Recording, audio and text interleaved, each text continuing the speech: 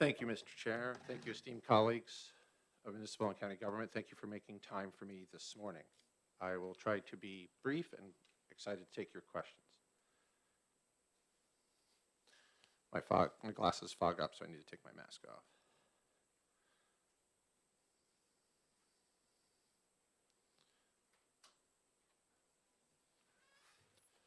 So I come here today to speak to you about House Bill 1406 relative to authorizing municipalities to collect compost.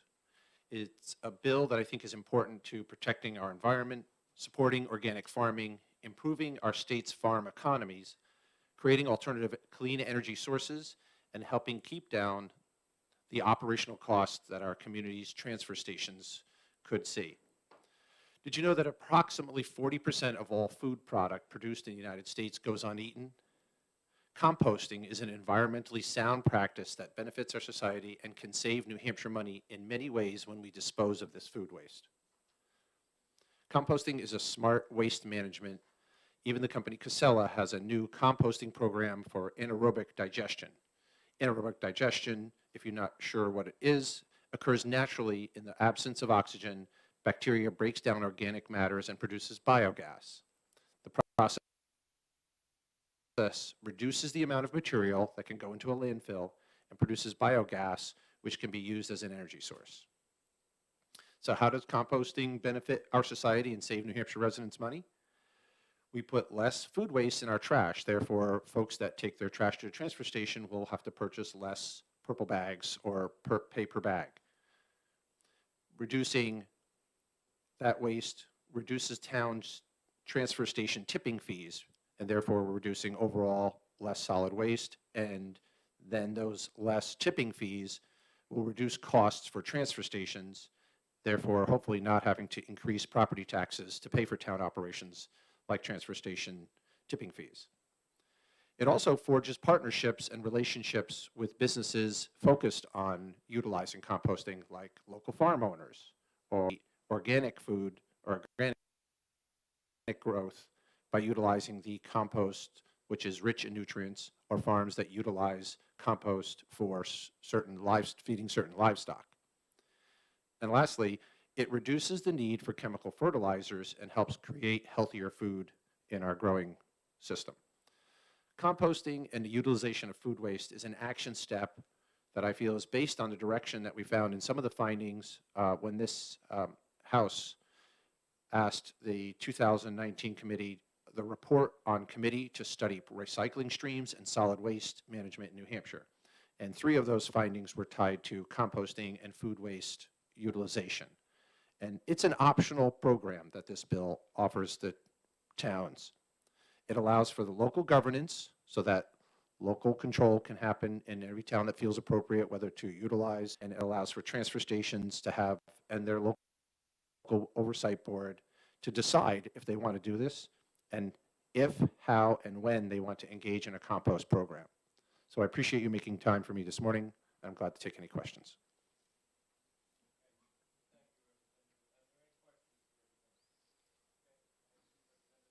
Yes, and thank you for your service on this bill.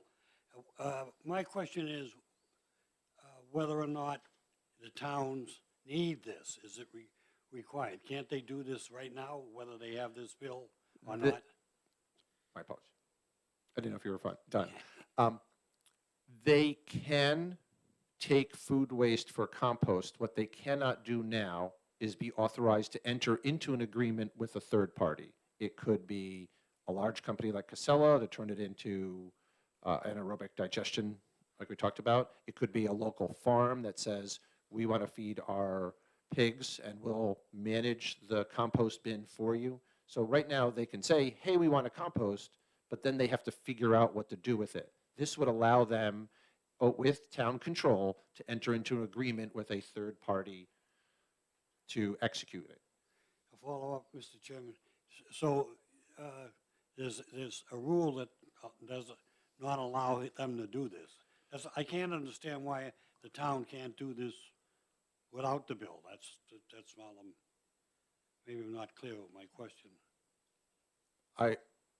Based on the RSA that I looked at, it doesn't allow transfer stations to make an agreement on composting. It allows them to make an agreement on reselling their aluminum or their glass or their cardboard, but because composting hasn't really been a modern way to reduce waste, finally it has. People have realized the value of composting food waste. We're basically updating our RSAs. All right, thank you. Thank you.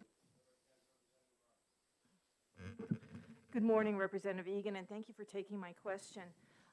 With a program like this, whether it's contracted out to a third party or the town retains maybe a future or current program in composting, is the ownership of the compost always going to be with the town, or does that also remain negotiable per an agreement with a third party?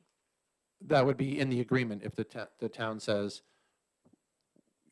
if the town wants to endorse composting and doesn't want to worry about it, they can say, local farm, put a bin here. Every Tuesday, you have to come pick it up. Plain and simple. If they want to say, company that's going to utilize this compost in creating energy, you're going to create revenue from it, can we have a rev share? That'll all be decided by the town how they want to approach it. That's why this is an optional bill. It allows towns to option in, and then they can decide what's right for their specific community. Okay. Follow-up? Thank you. Is there anything in, well, I guess my first question is, how many towns and cities already have a composting program? I don't know. I think part of the idea is that they don't know if they can or how they can execute it. Some of them have it for local composting for shrubbery, grass clippings, but no one has really talked about food waste because you worry about, there is always the concern of, okay, we're compiling up food waste and we have to collect it in a manner that's safe, high bin so that animals can't get in, those type of things. So I think it's something that towns are not aware that they can do. Most composting is folks do it at home. They have a compost bin, they have a compost bucket, they have I have a dirt trough. But when I talked with neighbors about that I have a trough for composting, they said, well, what if I live in more of a suburban neighborhood and I can't do that or I don't want to do that? Can't the town help me with that? And that's where the sort of the generation of this bill came from, that and the idea that we should be looking for ways to put less things into landfills, into thinking about building more landfills. Maybe make our landfills last a little longer. Okay.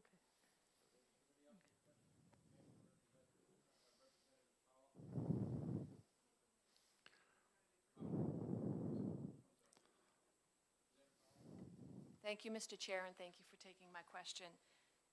Is my understanding with regard to the bill's framework correct in that this bill is enabling legislation, and therefore the question 2, according to lines 6 and 7, the question to either compost materials at the transfer station or to contract.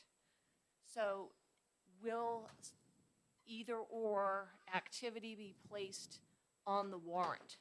Could you clarify that this would be enabling legislation to do one or two of those actions, and that it would be placed on the warrant? Correct. It would be enabling legislation that the oversight board, some towns, the select board oversees the transfer station, some have the town manager that has to go through the select board, some have a conservation commission.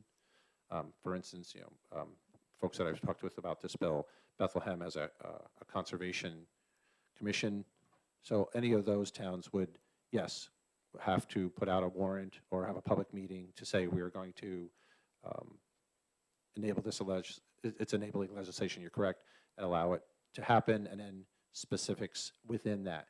We're going to enter into agreement. Follow-up? Could you clarify, I understand the part that enabling legislation shall be voted upon via warrant, an article on the warrant. In your response or reply to my question, you also said a meeting. That would not just be like a regular monthly meeting. It would most definitely be an annual or a special meeting. Correct, a special meeting or a town, or the annual town meeting when warrants would go on. Okay, thank you. Sorry for my confusion in answer. Okay, I recognize Representative Gilman, please.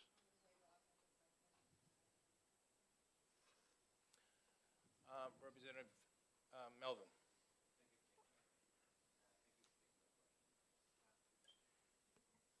I'm a small municipality, and we have a transfer station, but we also compost leaves and stuff like that. Can we put that stuff in the compost pile that we have now? That would be the decision of the transfer station on how they want to manage it, and I think most of them would have a separate area for food waste as opposed to what I would call cuttings waste, leaves, branches, grass clippings. Sometimes they like to have them separate just to basically manage for, animal issues. Yeah. Thank you. Representative Salas. I'm a great believer in recycling. Are you aware that approximately 25 to 30% of the waste that goes into a transfer station is food waste that could be recycled? Yes, this is one of the reasons why this bill is important to me. Okay. Follow up? Those who follow. You ever heard of Russian red wigglers?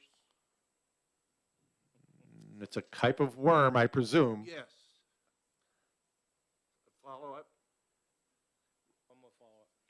Russian red wigglers are Russian worms that do nothing but breed and eat.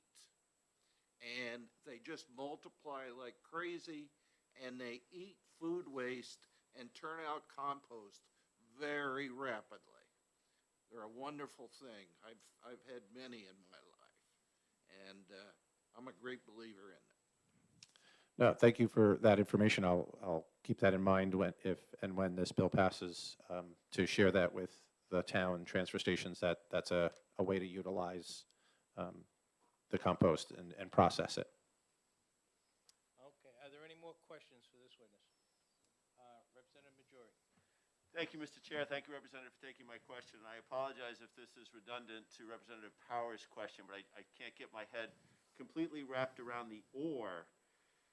We're allowed to, I'm just curious why it's on an and in that sentence where it says it may collect or may contract. Why wouldn't you want that to be an and in there so that you have both of those things? Because it seems like then going to the warrant, we may be asking for one or the other rather than both together, which makes this I think the goal that you would like. Just to I wanted to give towns local control to figure out how they wanted to do that. And if they felt that they had an aggressive compost program that the town could reutilize the resources, they want to fertilize their ball field, or they have, I'll use my example, in Grafton County, we have a county farm. Could all the towns say, this is a way we want to help reduce costs to the county, and we're going to send them our compost, and the town will collect it themselves, or work with the county to get it picked up? Or work with a third-party vendor like a Casella or a local organic farm or a local livestock farm who will come and manage it for them. I wanted to be able to give transfer station directors an opportunity to say, I want to do this, but I don't have the time or manpower. Let me offload it to a third party. And then again, last part, I wanted to make sure that the town knows best what's good for their community, so let their legislative organization, usually select board, that oversees a transfer station, let them decide how we want to do it and who we want to do it with. Thank you. Anybody else questions? Representative Power. Thank you, Mr. Chair, and thank you for taking my question. My question is do you, while I understand that any type of a program to compost or contract shall be determined by the legislative body of the municipality. Do you happen to have any estimates as to the costs that might be incurred as a result of a town to the municipality, as a result of a town participating in such an endeavor? No, because we haven't really done it before. There's not a lot of data research in New Hampshire for it. Okay. Representative Gilman. Thank you, Mr. Chair, and thank you, Representative.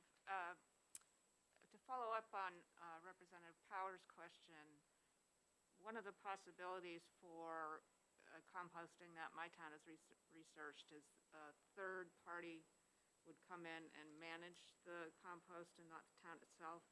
And then what it does is it your understanding that what that would do is reduce the, we as a pay-as-you-throw system, so would that reduce the cost of the blue bags or whatever color bag you have at curbside pickup? Right. Actually, it would have a double reduction. It would reduce cost to taxpayers or constituents to buy a bag. You know, if you can say, great, let's just use the national numbers. If 40% of my waste is food, then I can take 40% out of my blue bag or purple bag and put it in composting. So that saves the consumer money. But also, if the composting is then third-party utilized, that's less that's going into the dumpster and to the town's tipping fees to a landfill. So now it's reducing costs for all taxpayers, whether you compost or not, and the town. This was the idea of giving them an opportunity to explore this so that they could save themselves money. And if they third party have some type of revenue generation, then they're making money on stuff that they normally were spending money to get rid of. Thank you. Representative Rung. Thank you, and thank you for taking my question, Representative Egan. You may remember from the hearing of HB 1185 yesterday that the town of Merrimack composts its sludge from its wastewater treatment center. We take sludge from the state, from the Franklin wastewater treatment plant, and from many communities surrounding Merrimack. Would you believe that that is composted with sawdust, and we make nearly $1 million off of that every year? We contract with a company that sells it as soil amendments for golf courses and parks and all sorts of places. So I'm very excited about this bill. I'm a huge home composter as well. I have it down to a science. So thank you for bringing it. To answer her question, I Yes. would be excited to know. I would not be surprised to know that it's $1 million. I do have the pleasure of serving on as well, Fish and Game, on Resources, Recreation, and Development, where we had a conversation about sludge compost mixed with sawdust, and potentially this opportunity could solve other problems for loggers with chipwood in the North Country who are struggling to figure out, since we don't have biomass plants anymore, how can we monetize our chipwood, the leftover waste wood, when they make logs. So I'm not surprised by this. I think we're modernizing the way that we try to deal with solid waste, and I think it's a important thing that we're doing for our constituents, and it's an important thing that we're doing for our environment, and it's an important thing for New Hampshire. So I hope I answered your question, and I appreciate it. Are there any other questions? I have one. Maybe I missed something that you said on there, but the cost of running the compost, and I think you may need an employee or whatever the other costs would be. Do you think they are well worth I believe in this, but do you think they were well worth the effort to create one? I did not go into this lightly. I spoke with the transfer station directors in my district in Franconia, which is Franconia, Easton, and Sugar Hill. I spoke to the transfer station director in Lisbon, Lyman, Landaff. I spoke to the transfer station director in Littleton, which isn't even my district, but it's sort of my local community. And they don't actually have a transfer station, but they have a sort of a trash management person in the town of Monroe, which is also my district. And they all said that if we were able, we're already separating out the trash, paper, cardboard, bottles, cans, you pay for electronics. We're already doing this. So the manpower is already there. It's another bin that we have to set up. And if we're given the option that someone else can bring the bin in, come pick it up, empty it, give us a fresh bin, then we don't even have to worry about it like we have to package up the cardboard, package up the paper. So it does have a fiscal benefit for the town without adding to their manpower. They're already on site doing this. It's just another thing that the consumer, the resident has to separate. Okay, thank you. Any other questions? All right, thank you very much. I really appreciate the time. I really appreciate the questions, and thank you for your time today. I'm going to call now Catherine Heck from NHMA.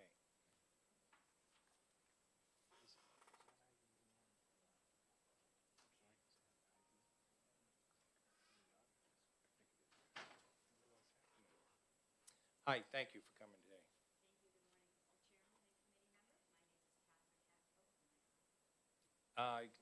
No, you're not. The red button. There you go. I apologize. My name is Catherine Heck from the New Hampshire Municipal Association, and I'm here to support this legislation. I don't want to repeat any compelling testimony that Representative Egan has already given. However, this does expand local control and clarifies the law to allow municipalities to engage in this composting activity if they choose to. Dozens of municipalities are already looking to do some form of this or engaging in some local form of this or researching it as an option to reduce landfill costs and offer more environmentally friendly options to their community. I don't pretend to be an expert in transfer station management, but I do know there's best practices and modernization that's constantly being looked at in order to have a more sustainable landfill in the future for our residents, as well as save money for our taxpayers. Thank you. Are there any questions for Catherine Heck? Representative Rung. Thank you, Ms. Heck, and thank you for taking my question. If this bill passes, is the New Hampshire Municipal Association in a position, or do they have resources to support communities that want to start a composting program? We always have resources to help them through the legal process of working through the legislative, the warrant and the town meeting, as well as putting them in touch with resources such as other transfer stations who might be further along in the process, and putting those people together and having discussions so that people can learn from one another, and as some communities will be further ahead in this discussion, whether it's locally or they're already engaging in some form of local composting, and we always do put our members together to help them through these types of new changes to the law. Welcome. Are there any other questions? Representative Melvin.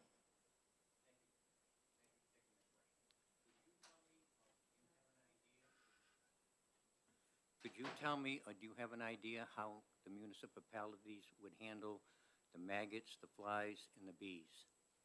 I'm sorry, sir, I do not. I am not a transfer station expert or a composting. I do it at my home, but I am not an expert in that area. However, I do know there are best practices, and nationwide, this is a growing trend.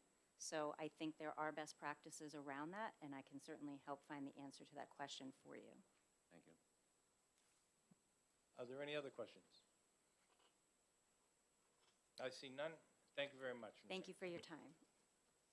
And I would like to call Tim Bain.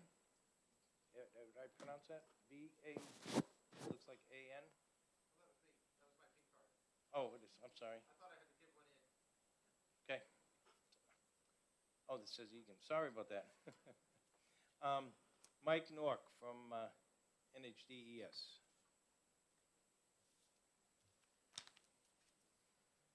Thank you very much for coming today.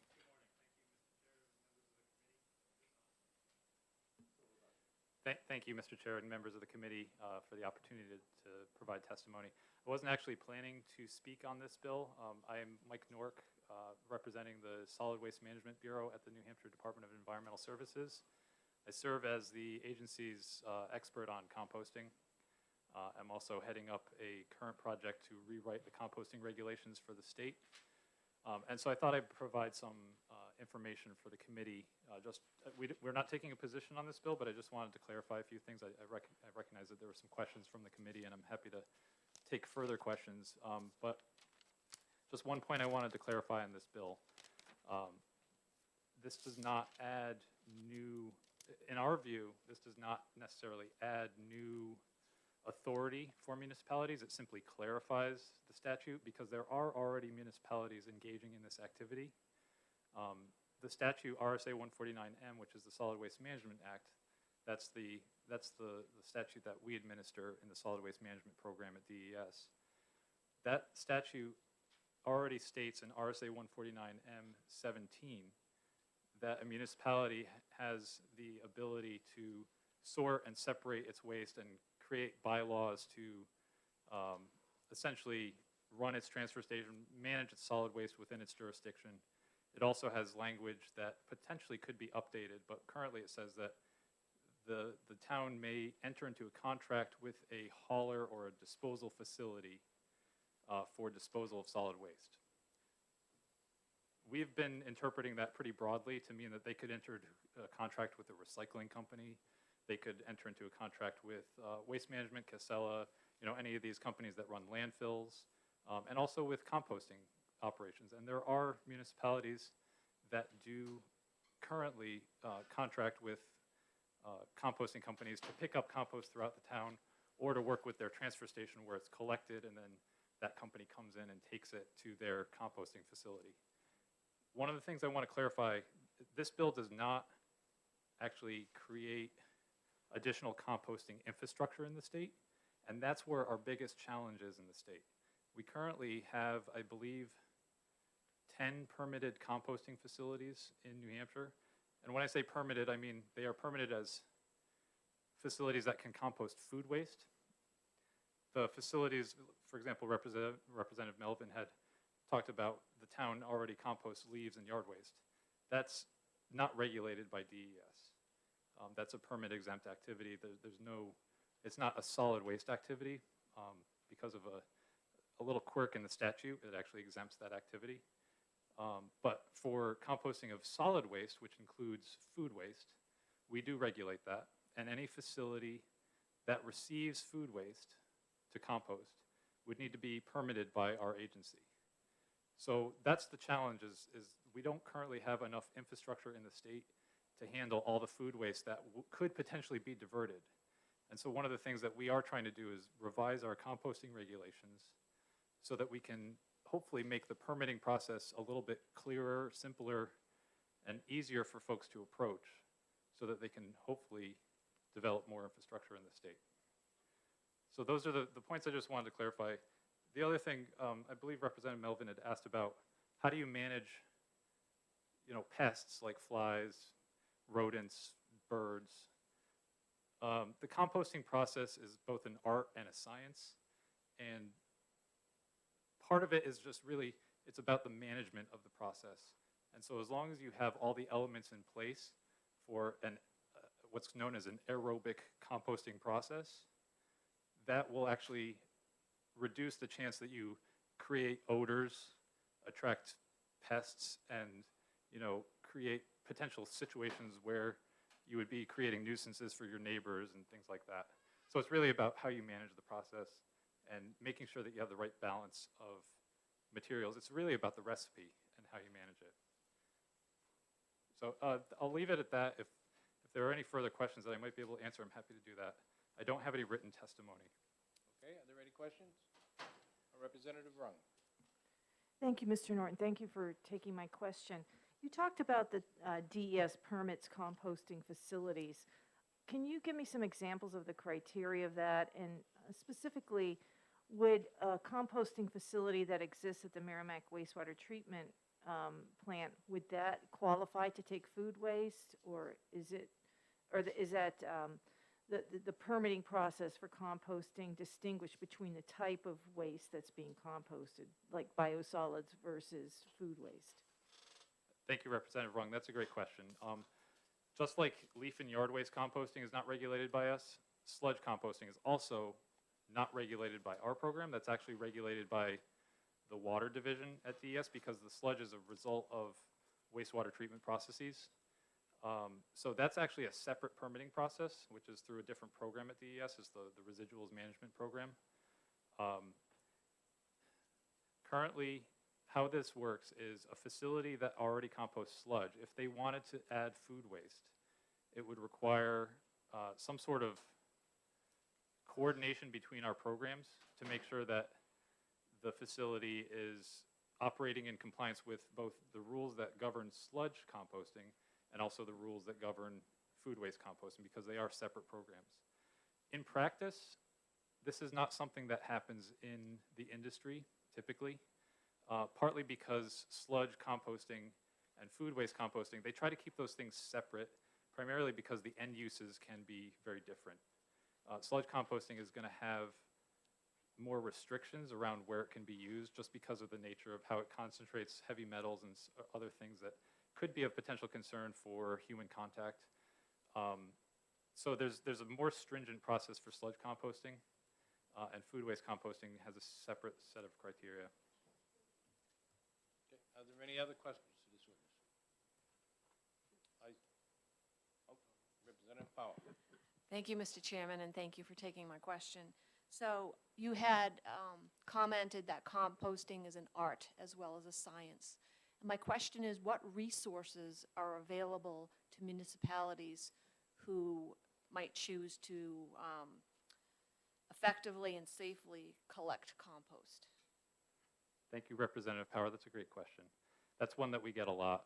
And one of the things that's been challenging for the department is, and I feel like I'm a broken record when I'm in front of Environment and Agriculture, because I have to, unfortunately, the resources that the department itself has are very limited for outreach and education. That is part of our charge, but it's been something that we're challenged to do just because we've been subject to a number of budget constraints over the years. We do what we can. We also work with other partner organizations in the region, such as the Northeast Resource Recovery Association, or NRRA, which is actually it's an organization that works with municipalities throughout New Hampshire and also throughout New England on recycling and waste management issues. We also partner with other regional organizations like the Northeast Recycling Council, which has been trying to promote composting more broadly.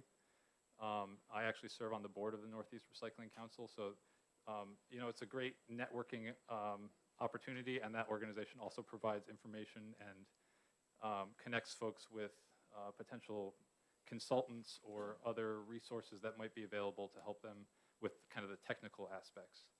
Long term, one of my goals would be for the department to be able to take a more central role in that, but we are slowly trying to build up a program that would allow us to do that. We're just not there yet. Make it quick because we're a little bit behind. With regard to, you had mentioned that because this type of composting is food or solid waste composting, it is and requires a permit by the Department of Environmental Services. Does that also imply that there would be some type of inspection of these operations? Thank you for the question, Representative Power. So yeah, as a permitted facility, they would be subject to audit, to inspection as necessary. It's not something that we necessarily do on a routine basis, but if there's an issue or a complaint, we may investigate it. Any facility that's kind of under our jurisdiction, that would be, a potential option. We try to regulate these facilities through education rather than through enforcement. Okay, is there any other questions to this witness? Thank you very much. Thank you for your time. Is there anybody else that would like to testify? I see none. I close hearing House Bill 1406. And we are running behind, so I'd like to open up the hearing for HB 1055. I have my thing, sorry. Do you want me to hand it to you now or after? That would be nice, thank you.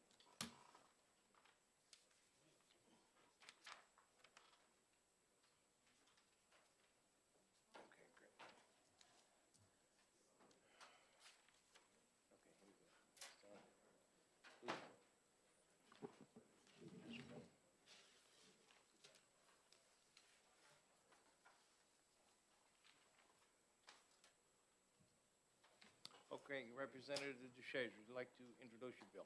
Yep, thank you, Mr. Chairman. Thank you to the committee for entertaining me this morning.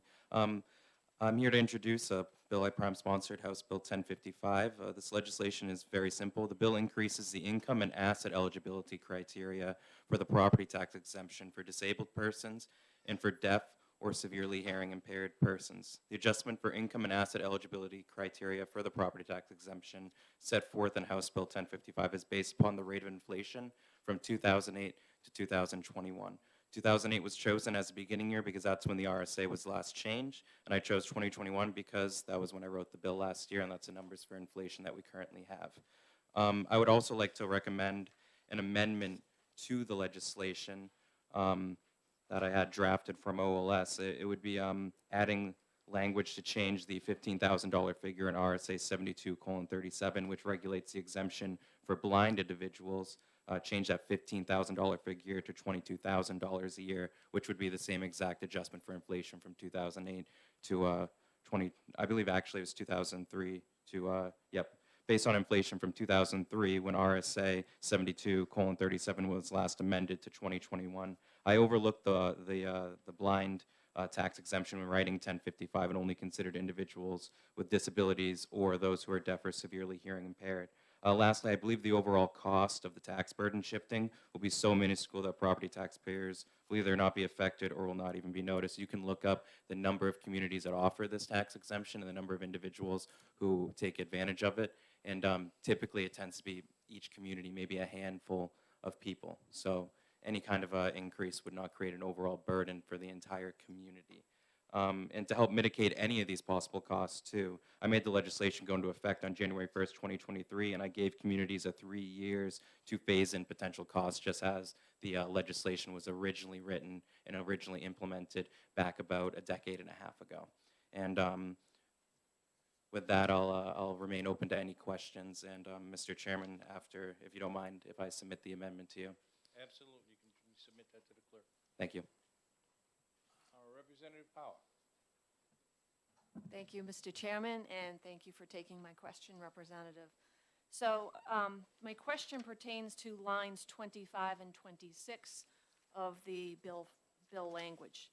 So according to the 2020 Exemptions and Tax Credits Summary Report, authorized by the New Hampshire Department of Revenue Administration, Municipal and Property Division, residency requirements to be eligible for all other exemptions and tax credits is either 3 or 5 years.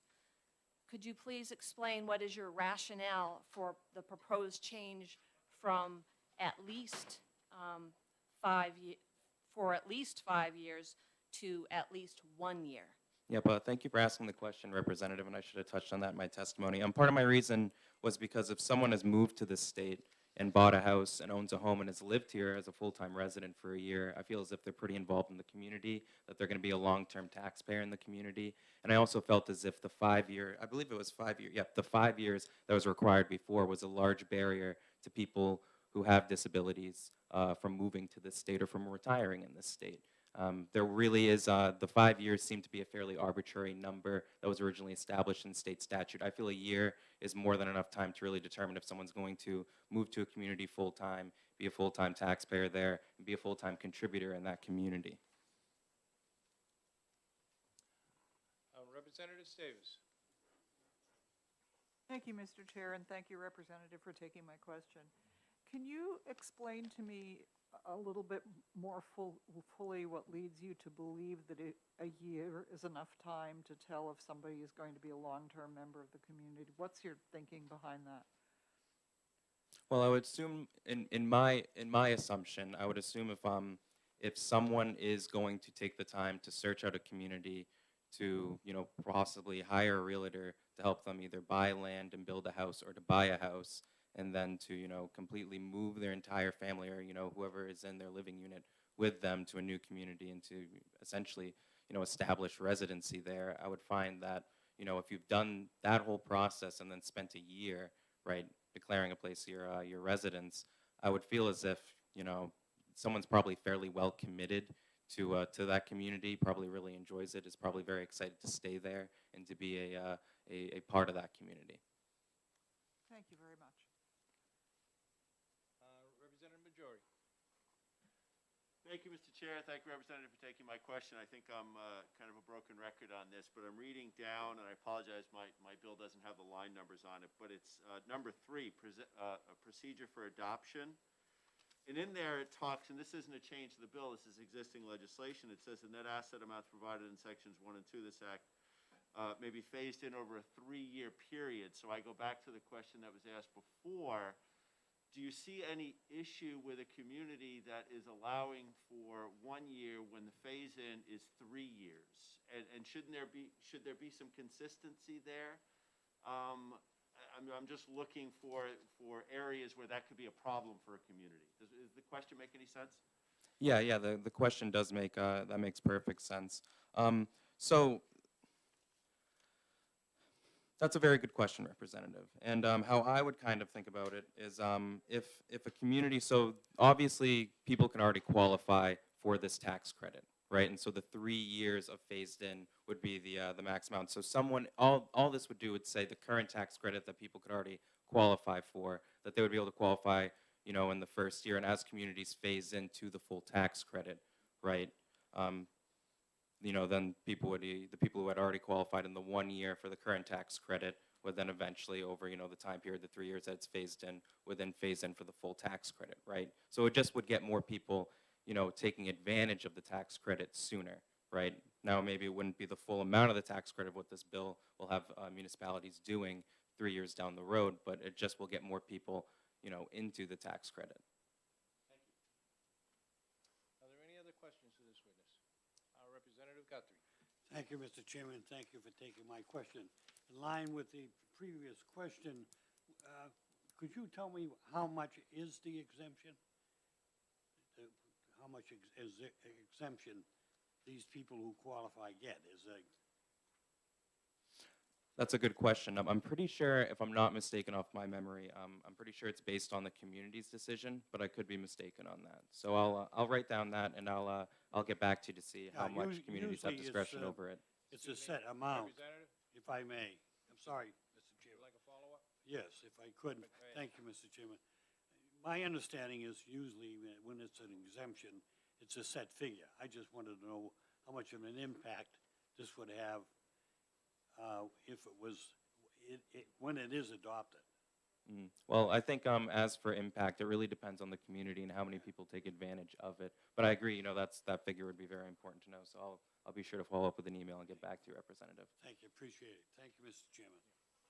Are there any other questions? Representative Clear. Thank you, Mr. Chairman, and thank you for taking my call. I'm an alderman in Nashua, and every time I see something or exemptions, my hackles go up because I know this gets passed on.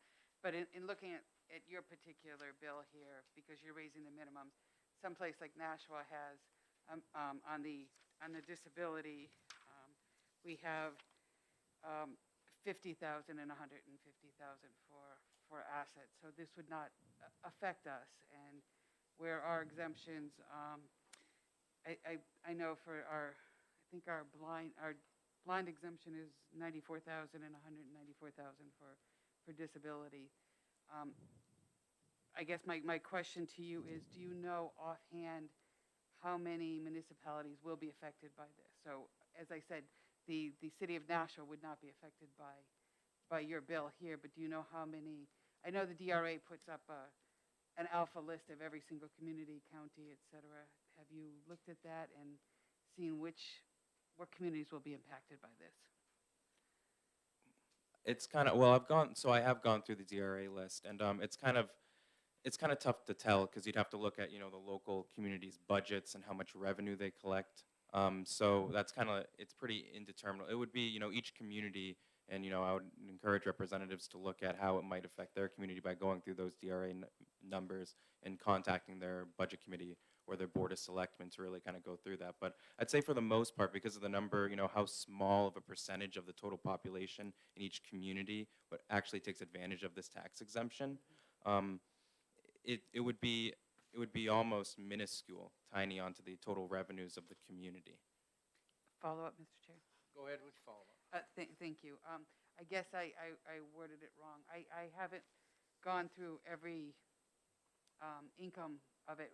I guess what I was asking are there any communities right now that are literally just within the state minimum that would have to raise this? I guess that's the question. Oh, that yeah, have I to mean, ask. yeah, there's a number of communities. I haven't looked at the exact number of communities, but yeah, there are some communities that, have a lot more of, sorry, what's the word I'm looking for? Of, being able to, like, have someone into the program. But there are some communities that do use the very bottom number and have since the statute was, last updated in 2008, and for the blind exemption, 2003. So I think the overall purpose of this bill, though, is that if communities have adopted that program, that because of inflation over the last 15 years, we should make sure that there are adjustments made, because there are people who theoretically could have previously qualified for this program, right, and did, and now, we're 15 years later, and they're either getting very close to no longer qualifying, or they just no longer qualify anymore. Just one quick follow-up, Mr. Go ahead. Thank you so much. This still remains enabling. It's not going to force any of the communities that don't have this type of Correct, exemption yeah. going to put something through, correct? Yeah. There are communities across the state that don't utilize this. If a community decided that this adjustment now is not right for their community, they could no longer offer the exemption. I will say, though, to that note, that was one of my concerns when I first, when I wrote it, introduced it, and then kind of thought about it, because obviously sometimes you have that thought in the middle of the night where you go, well, how would it affect this? I spoke to the New Hampshire Disabilities Rights Center. New Hampshire Disability Rights Center, they support the bill and the amendment, and their concern regarding that point was very limited. I brought that up to them. They hadn't even really considered it, but I said, is this something that that could possibly concern you if raising this makes communities less involved in this tax exemption program? And they said that they didn't really foresee that being a large issue, especially because they believed in, after them, compiling some of the DRA numbers, that it would be such a small fiscal impact that most voters wouldn't be in an uproar for something that probably wouldn't even affect their overall their tax bill. Thank you very much. Are there any other questions for this witness? Okay, sir. Ms. Representative, thank you very much for your testimony. Thank you for having me. Do we have anybody else from the audience who want to testify on this bill? Okay, I see none. I'm going to close the hearing on House Bill 1055. And we will open a hearing on 1069 at 10 o'clock. I believe. Yes. Senator, I'll get back to you with an email on that. That's fine, just information. Thank you. Okay, we have Holly Stevens on House Bill 1055 is in favor from Concord. Thank you, sir. All right, good, thank you. Yes. Do you have the number for the blue sheet for the previous bill? It was Holly, no, Ms. Heck, yes, Catherine Heck.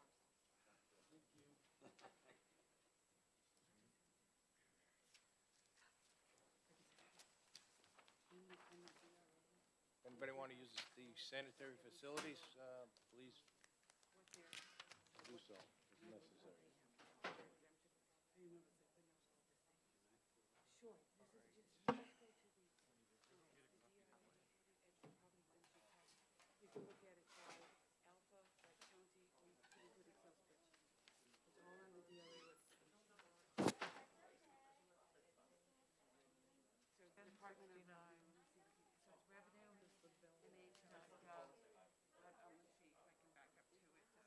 How many people got a copy of the amendment from the last bill? No, no one.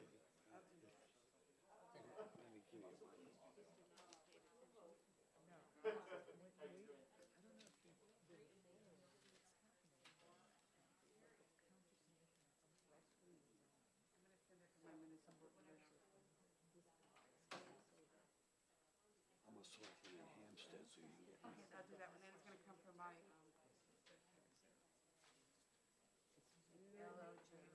You can keep that.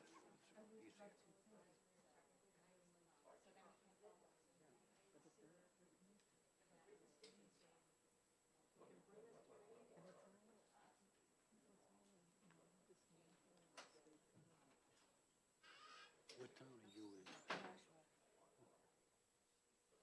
I didn't hear the town. That's okay. I'm just gonna put DRA.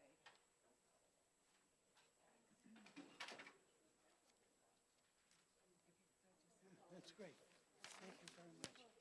I go to it all the time. It helps us to look at, how we compare to other things, so that's why I can say offhand that I know we get more exemptions than like Manchester. If you get a hold of CRA, they will give you a breakdown exactly by every municipality, how much dollars is in credits, how much dollars are exempted. That's great. Thank you very much.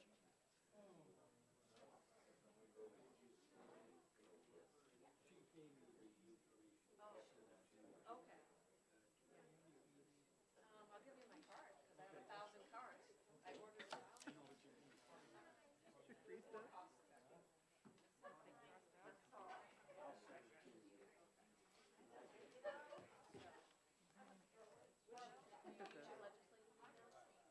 All right, so I'm gonna write my other one on the back here.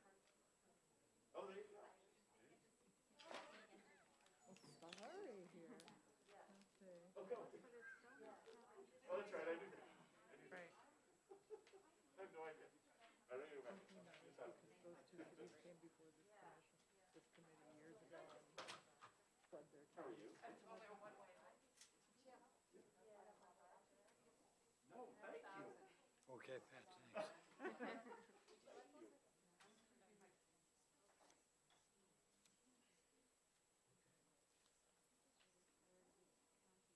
Yeah, I know. And this is just a village district within the county. What, I don't understand the significance of, how is that different from? Yeah. I don't fully understand that distinction yet.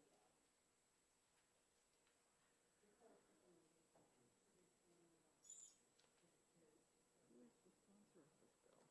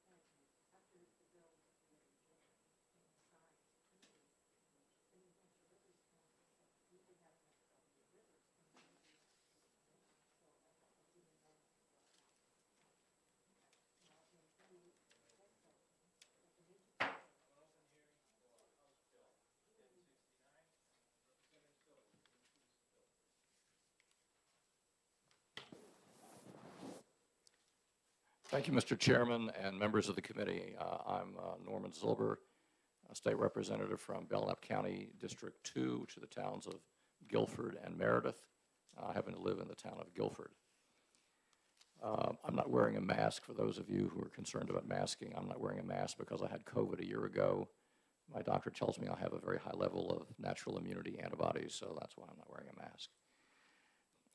Currently, I'm assuming that a large number of people who come before you with bills say, this is really a simple bill. How many times have you heard that? Okay. This is really a simple bill. Existing RSA 670:2 under the Chapter 670 dealing with village district elections provides that voters in each village district elect at an annual meeting 3 commissioners. Some officers, but basically 3 commissioners who run the district from day to day. There's been a prior modification of that, which allows the towns of Merrimack and Hooksett to elect up to 5 commissioners if they so desire. In Belknap County, we have at least one village district that is limited to 3 commissioners. And the practical problem is that sometimes it's difficult to get a quorum, to get at least 2 of those people to show up, particularly in the wintertime when people may be traveling out of state and things like that. So the purpose of my bill is to modify 670:2 sub A, which adds Belknap County to the towns of Merrimack and Hooksett, allowing them all to elect up to 5 commissioners. And that would then make it a little easier to, on a practical level, to run day to day, to have a quorum and to conduct business. In the interest of full and fair disclosure, I briefly served as a commissioner in the water district in my town in Gunstock Acres until I was told that it was an incompatible office, that I couldn't serve there and on the budget committee. So I resigned from the village district. But the water district in Gunstock Acres serves over 500 homes and 2 commercial establishments. It's got numerous wells, pumping stations, treatment facilities, et cetera, and it's a very complex computer system, and it requires people, for whatever relatively nominal pay they get to serve as commissioners, to really run the water system. Even though there's a contract with a private operator who runs it day to day, the commissioners do oversight and they make decisions. So this is, as I said, pretty simple. It just basically doesn't require them, but it allows them to elect to increase the number of commissioners from 3 to 5. very simple. And as I said, this is sort of I believe, the epitome of a simple housekeeping bill, and I'll be happy to answer any questions if I can.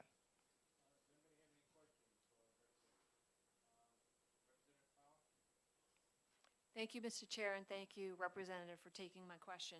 So my question pertains to the language in the bill on lines 22 and 23. And specifically, your amended language states that for which the change shall take place immediately upon receipt of the requisite number of affirmative votes for the proposed change. So my question is, what is the rationale for this language and stating that the change shall take place immediately, and as opposed to the current language in the bill in line 21 as stipulated? Basically, it's to get the change done right away. They're shorthanded, and if they have to wait for the next annual meeting, basically, if this passes, what I would envision is they would call a special meeting of the district, notify all the voters in the district, and then make a proposal to adopt this change, and then elect 2 more commissioners. If they had to wait without that language, if they had to wait till the next annual meeting, they would be shorthanded for that period of time, could be as long as a year.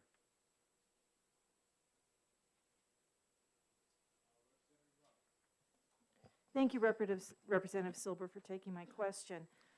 Following up on Representative Power's question, this new language on lines 22 to 24 would require then the additional time and expense of calling an additional meeting, since the affirmative vote would take place at one annual meeting, but if it's going to be effective immediately, would there have to be an additional meeting to elect those? Yeah, that would be a additional special meeting, yes. And the only expense involved would be the notification by regular snail mail, which has not been very good in Belknap County recently and elsewhere, or by email. There's a lot of email. Basically, in this particular district with which I'm most familiar, virtually all of the residents who are in the district have given their email address, and that's used for notification of water outages and notices of meetings and things of that sort. So it's really a fairly nominal expense. And the meetings are typically held at the Guilford Public Library, which does not charge anything for the use of the meeting room. Follow-up? Thank you. Well, I represent Merrimack, which is one of the communities. We have 5 commissioners. Why would not this bill address all counties and give them the option? Because it's not making it mandatory they go to 5 commissioners. It's still, they can adopt up to 5. Is that correct? That is correct. It is optional, and the reason that I drafted this the way that I did was I wanted to try to make this the possible as opposed to trying to sweep a very broad brush. I was only dealing with, this was done at the request of a constituent group, and I did not feel like I wanted to drag other parts of the state into this issue if they were not interested. But if the committee felt that this would be better legislation just to let everybody elect to have 5, I would certainly support that. Okay, thank you very much. Thank you, Mr. Chair, and thank you for taking my question. Is the Belknap County Commission more shorthanded than other county commissions around the state? This is not the Belknap County Commission. This is a village district. Pardon me, is the Village District Commission more shorthanded than other such districts in the state? That was the answer you gave to a previous question. So my question is, do you know anything about other districts? Are they not all I can shorthanded? assume, thank you for the question. All I can assume is that other than the 2 towns that are already allowed to go, Merrimack and Hooksett, that everyone else is limited to 3. And I haven't heard from anyone of any other towns or any other districts that we've got a big problem, but maybe they do, and maybe they don't know how to address it, or they don't want to address it. I can't speculate on their motivation. But we all know that serving as a commissioner on a village district is basically a volunteer position. It's hard enough to get volunteers, even if they're paid something, and it's usually not a lot. And a lot of the people who do volunteer, I would assume many of them, like some of my neighbors, leave during the wintertime and they go to Florida or Arizona or North Carolina, wherever. And during that period of time, during the heart of the winter, which is when pipes, for example, in a water district, when pipes break, when you really need action taken, they may not have a majority of, a quorum present if they only have 3 commissioners. So, the answer is I don't know the answer. Sorry. Thank you. Representative Gilman? Thank you, Mr. Chair, and thank you, Representative, for taking my question. My question is about the mechanics of how this works. If the village district chooses to increase from 3 to 5, where do those new candidates get voted on? How can it be? At the same meeting, there would be an advertisement, there would be public notice of the meeting, as well as indicating that this meeting was going to be held to consider increasing and to accept statements of interest or applications for people wishing to be considered as candidates. It would be done at the same meeting. One follow-up? That's fine, but if the village district declines increasing to 5, then they would choose from the 5 candidates? Or the 3? I'm sorry, I'm not sure. Could you restate that for me, please? I'm sorry. Yes, if on the village district, the village district declines to increase to 5 commissioners, but Then they're stuck with 3. okay, they're stuck with 3, but may have 5 names to choose from. I'm sorry? They're stuck with 3, but may have 5 candidates to choose from. But no, those 3 that they go into the meeting with 3 commissioners. Those commissioners typically have staggered terms. And so the only time that any of those 3 would be replaced, potentially, or reappointed, would be when their terms expired. So if there's a special meeting called to vote on an increase from 3 to 5, and it's voted down, they would just continue with the 3 people until their terms expire. Thank you. Representative Lee? Thank you, Mr. Chair. Recently in the city of Nashua, I'm over here. I'm looking around trying to find where the voice is coming from. I should have raised my hand so you could see. Thank you. Yes. We recently tried to increase our Board of Health from 3 to 5. We ran into a problem with the current board who felt that they worked really well with just 3. And the reason we tried to do it was because of much what you said. Quorum was becoming an issue during COVID, appointments, and so on and so forth. So my question to you is, how do the current commissioners feel about having an increase of 2 more bodies that they have to get approval or non-approval or so on? This was, thanks for the question, this was specifically introduced by me at the request of the existing commissioners, at least one of whom is here today. That answers my question, and I saw him raising his hand behind you because he truly wanted to answer that. So thank you so much. You're welcome. Representative Majori? Thank you, Mr. Chair, and thank you, Representative, for taking my question.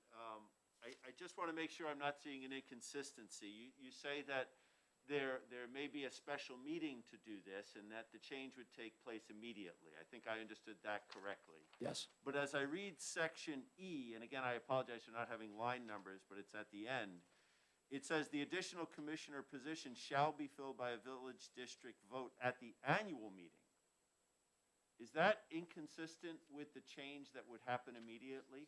Or am I just not understanding it correctly? Which I always default to, I don't understand. Because I'm married and I have 3 kids and that's what they tell me.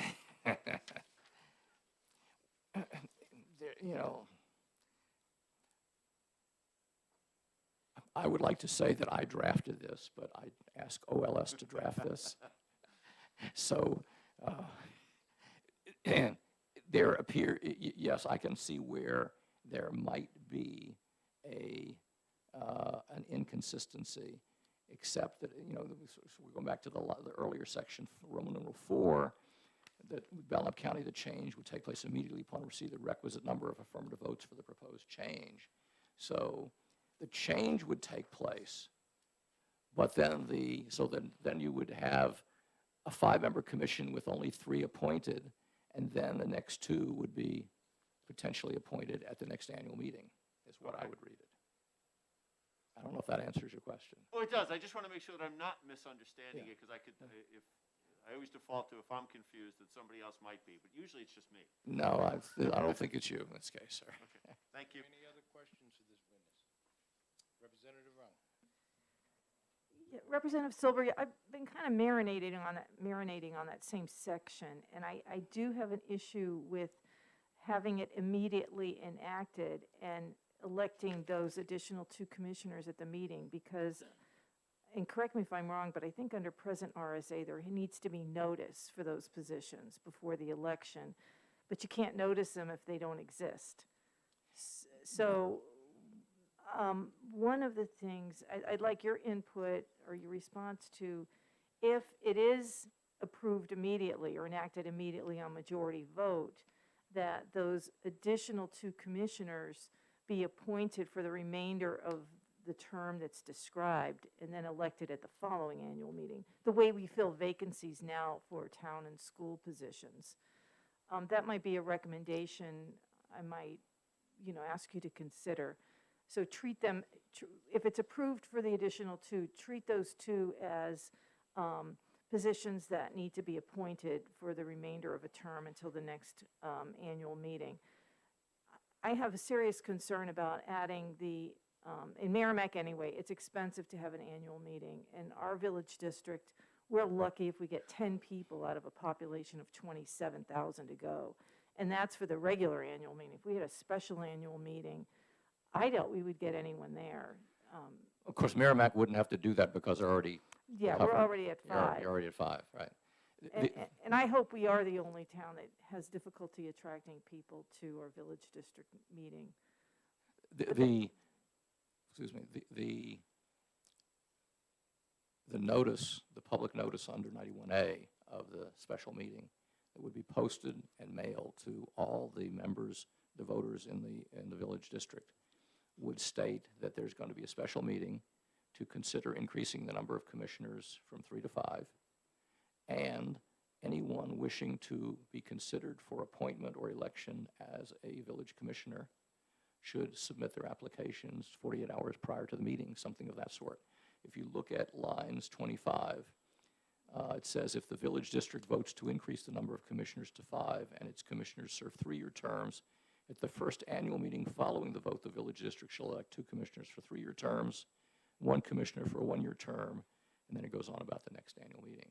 So I actually think it's pretty well covered. I don't think there's going to be mechanically. Now, I've been to the village district that I am a member of or a voter in, and I think we're probably lucky to get 10 or 15 people. The only time anybody shows up is if there's been a problem with the water, because it's a water system that supplies residential water. And if there's been a problem with the water system or they want to raise rates or something like that, then we'll get a larger turnout. But ordinarily, I think the turnouts are fairly modest. Okay. Are there any other questions for this witness? I see none. Thank you very much. Thank you, members of the committee. I'd like to call Commissioner Howard Epstein.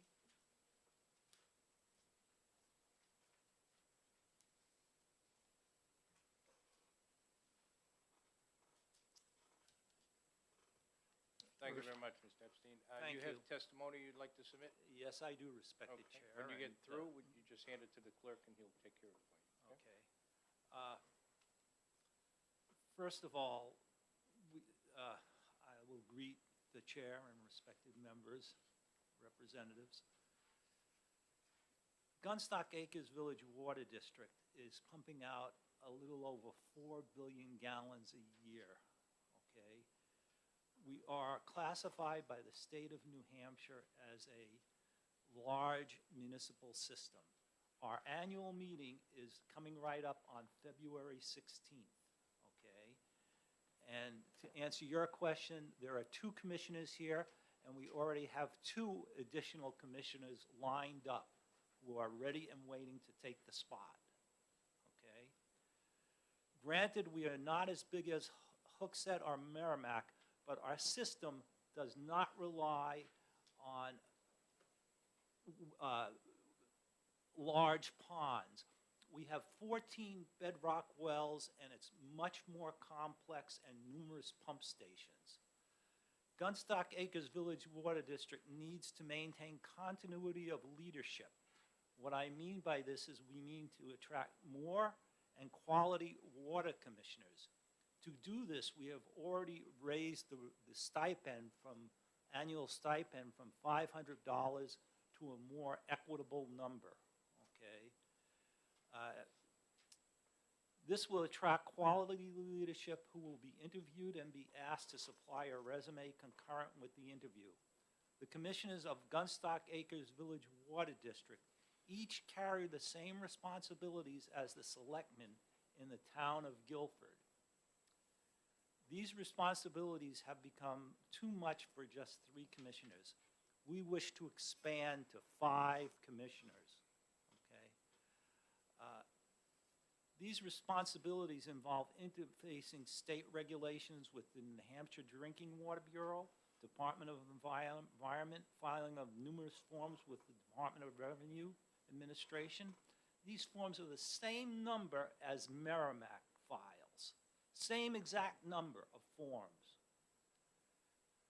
Additionally, Gunstock Acres Water Village District, because of the complexity of the system, has to interface with engineering consultants, software consultants, water bill management.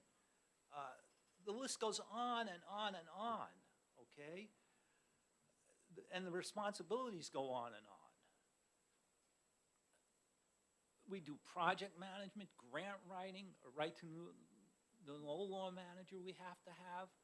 We respectfully request the passage of House Bill 1069 as amended, as written to amend RSA 607:2A to allow Merrimack and Hooksett to have 5 commissioners, but Belknap County as well. Thank you. Thank you very much. Are there any questions for the witness? Representative Gallagher. Hi, could you just repeat your name for my note-taking purposes, please? Howard Epstein. Okay, thanks. Are there any other questions? Thank you very much for your testimony. Just hand that in to the clerk. Appreciate it when you take time. Are there anybody else that would like to testify on this bill? I see none. I'm going to close the hearing on House Bill 1069. Thanks a lot. Oh, can I get the blue sheet too, please? Thank you.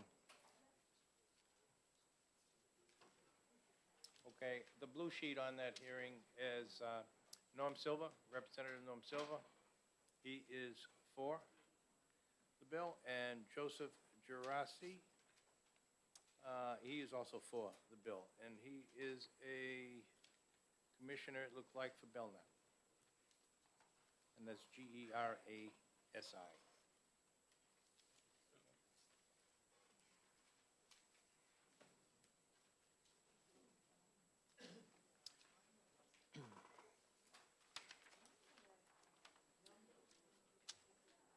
The next hearing is going to be at 10:30, and it's House Bill 1081.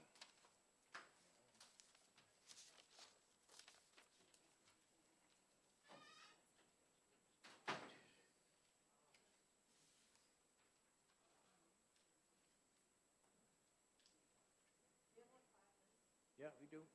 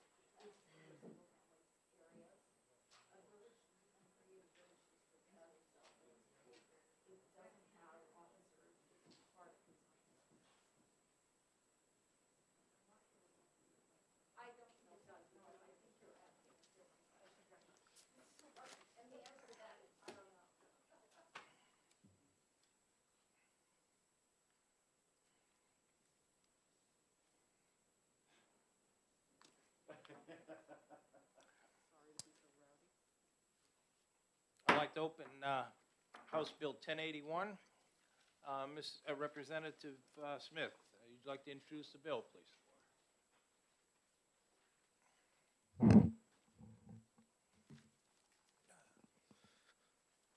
Thank you, Mr. Chairman and fellow representatives. My name is Jonathan Smith. I represent Carroll County District 5, which is the towns of Effingham, Brookfield, Wakefield, and Ossipee. I sent the whole committee an email going back a few days. I don't know if everyone received it or has a copy in front of them. I don't know if it was distributed. Was it, Mr. Chairman, do you know? Or? I have a copy. I'm sure. So this is a relatively simple bill, as you've just heard prior to me, my previous speaker. RSA 52 deals with village districts. Specifically, the issue here is the dissolution. To form a village district under 52.2 meetings to consider, it is a simple majority. It doesn't state that, but by default, it's a simple majority because it doesn't mention the vote count. The dissolution vote requires a 2/3 majority. It specifically states a 2/3 majority. So my bill just changes 2/3 to simple majority to make it even with the ability the way it's formed. In my opinion, and I am a selectman in my town, I am the chair of the Board of Selectmen. I've had many people contact me. In my town alone, we have 3 fire precincts in a tiny town of 4,000 people.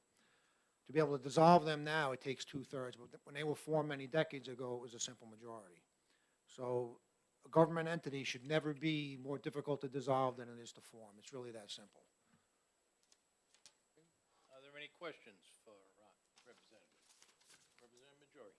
Thank you, Mr. Chair. Thank you, Representative, for taking my question.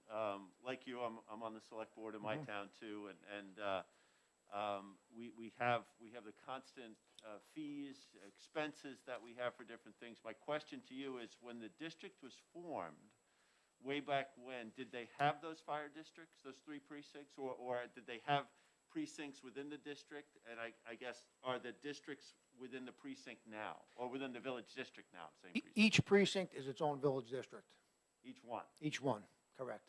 Okay, I'm sorry, I didn't understand that. Yes. Okay, thank you. And there's a town, I just elaborate, there's a town north of me who has, I believe, 7 districts, the same scenario.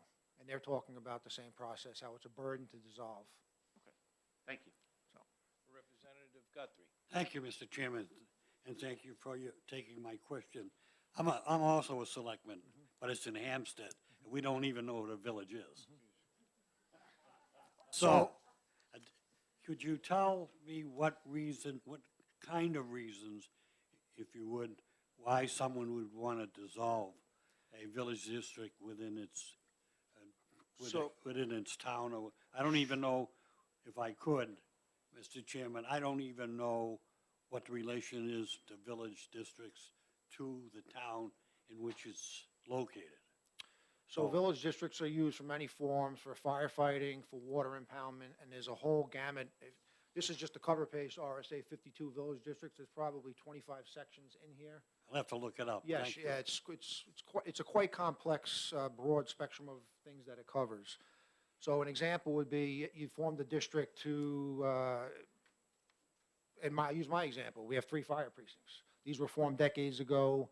The town was much simpler, things were much cheaper. Today, the firefighting is very complex, it's very expensive. So the idea of having 3 separate districts dissolved and being able to form them into one would in turn produce a much more efficient way of setting up firefighting operations. So that's just one small example. I understand, I think a little bit better than I did, Mr. Chairman. Thank you. Representative Power. Thank you, Mr. Chair, and thank you, Representative, for taking my question.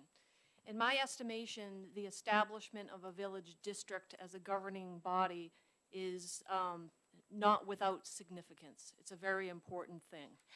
So I understand your change from the 2/3 majority to a simple majority.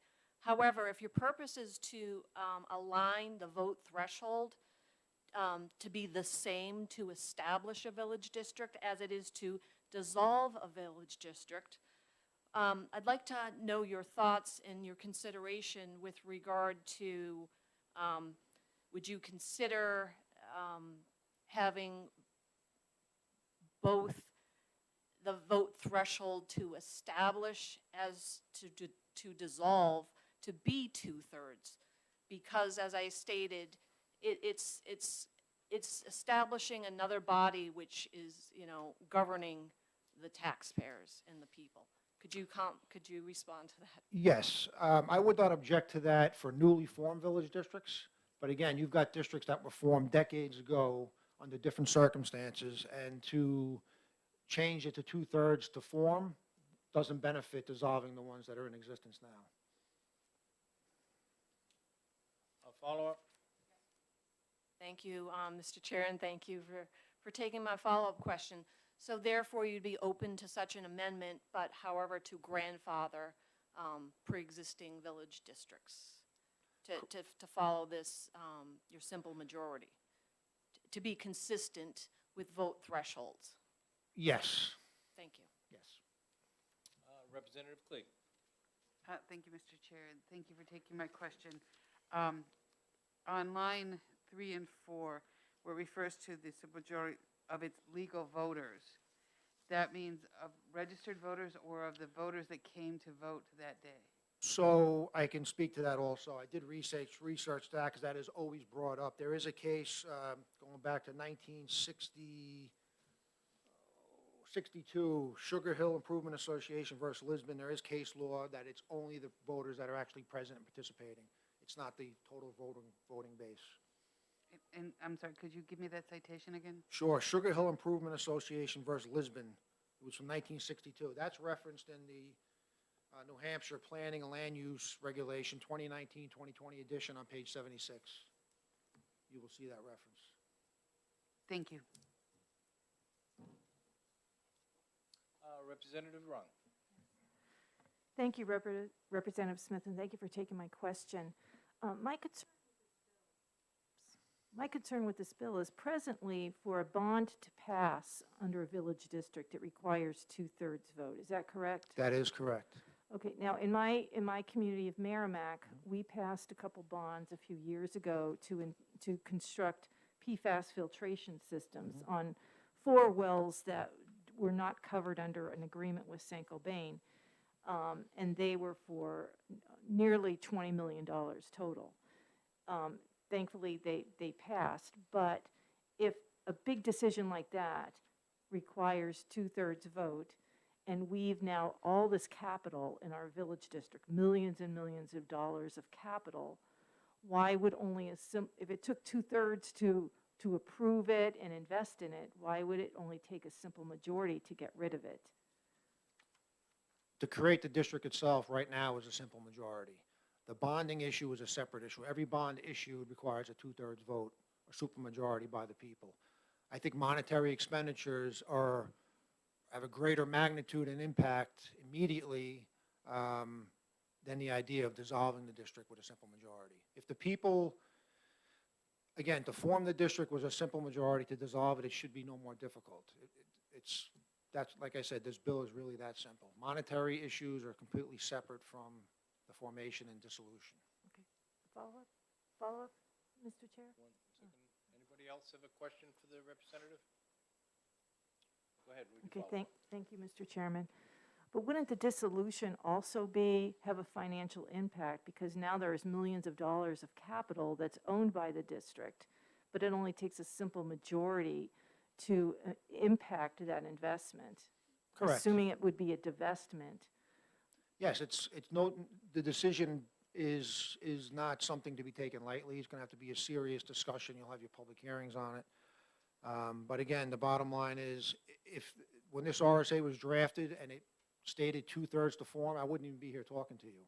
I'm looking at it from a point of fairness to the taxpayer. Something that was formed 50 years ago, the present-day taxpayer, if they think it's not being run properly, should be able to dissolve it as easy as it was formed. And that's why the simple majority is the request. Okay, thank you. Thank you. Okay, are there any other questions for this witness? I see none. Thank you very much. Thank you. Is there anybody else that would like to testify? I see none, so I'm going to close the hearing on House Bill 1081. And we have 11 o'clock, I believe, is the next one. Thank you. On the blue sheet, we have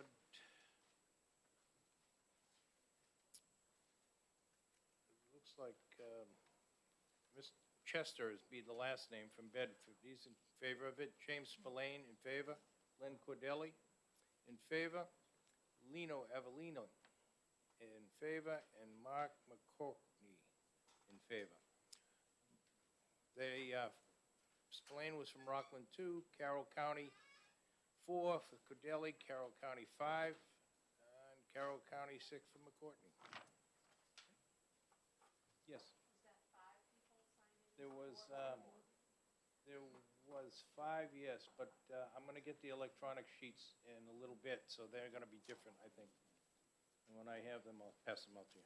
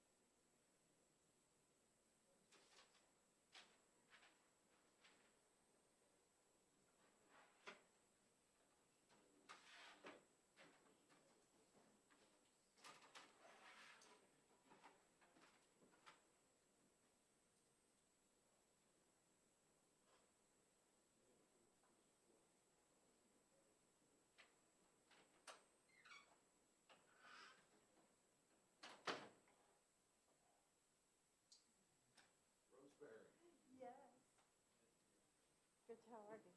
Good. We were putting in, this is many years ago, we were putting in a new soccer net. And we were told that the best fertilizer for that grass is something called malorganite. And I've never heard of such a thing. Come to find out, compost and sludge from Milwaukee, Wisconsin. Well, I'm not sure about that. This was like. I'll ask the question. I'll ask the question. Oh, they are? We'll still do a little bit of homework if it's possible.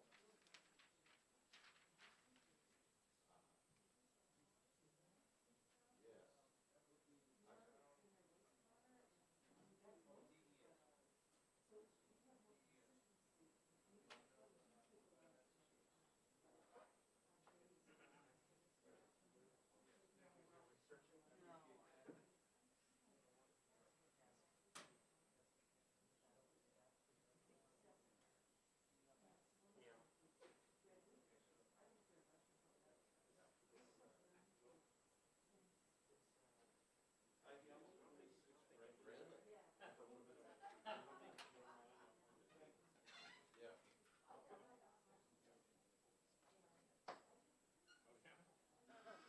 Are you at 11:30?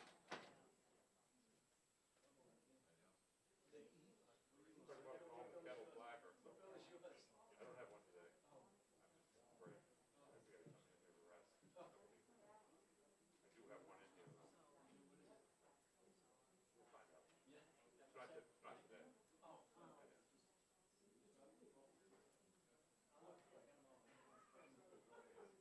I don't know the actual building. The biggest problem I had, and the reason I got rid of it was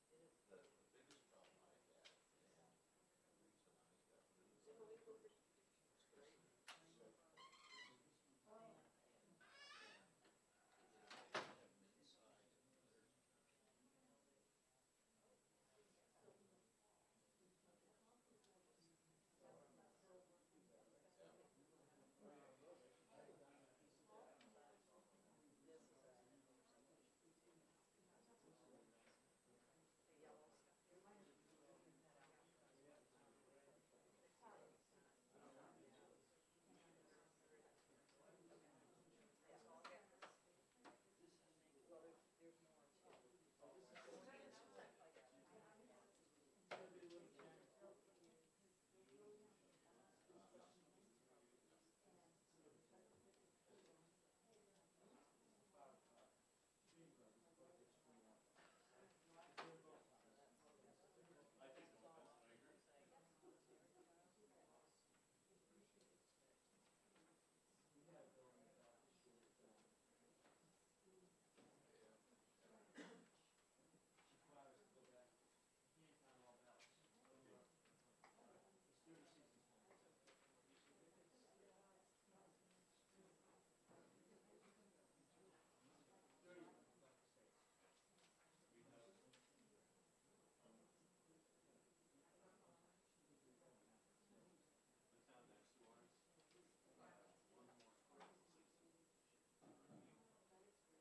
The next bill.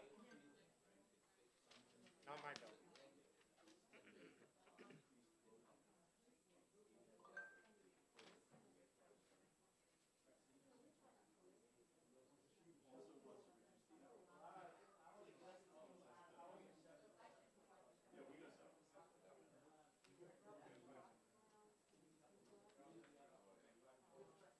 5 minutes?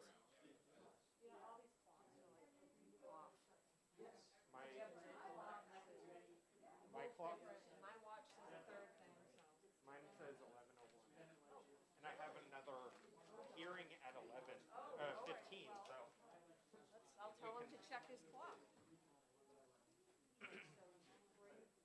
He's moving right along.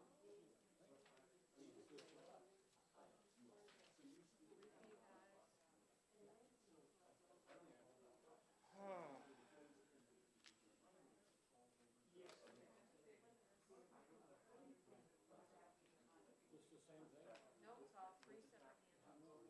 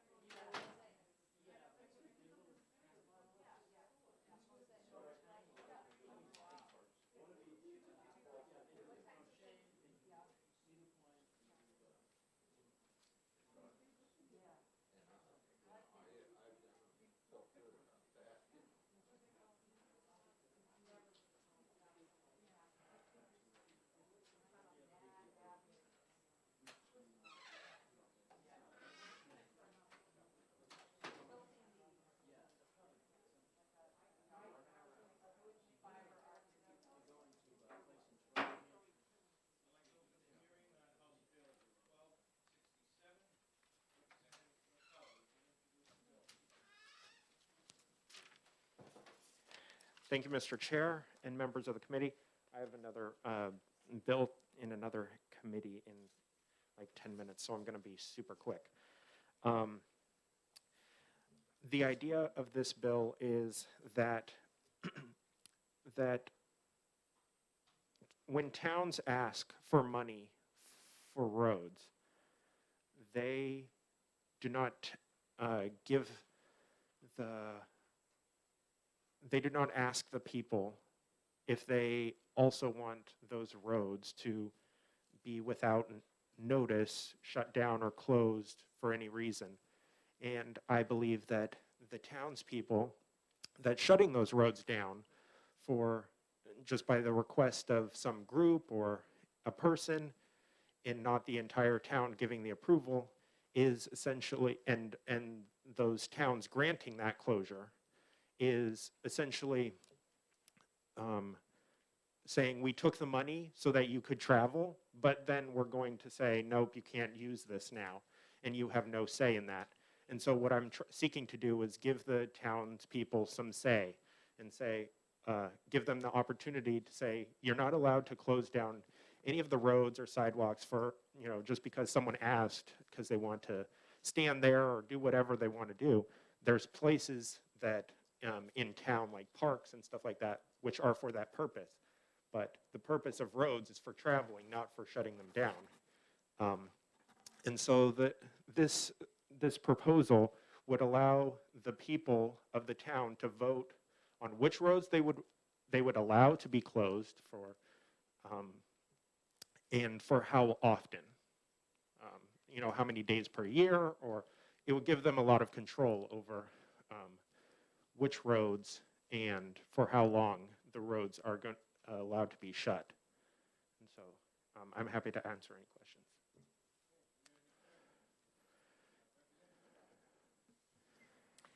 Thank you, Representative, and thank you for taking my question. Are governing boards compelled to provide permission for a group to close a road, for instance?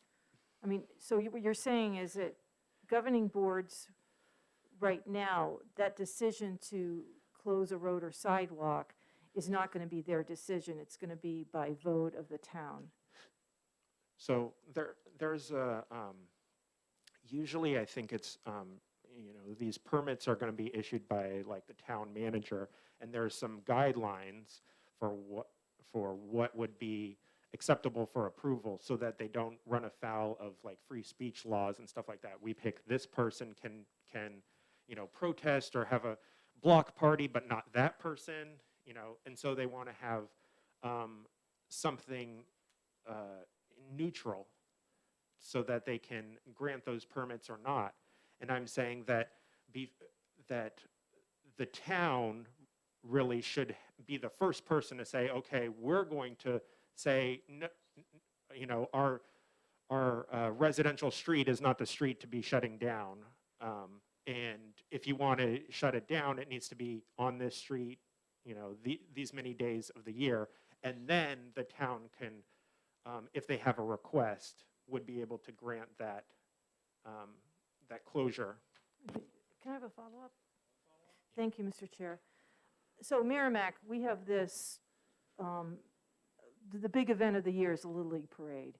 Right. And it's typically the last Friday, I think, in April.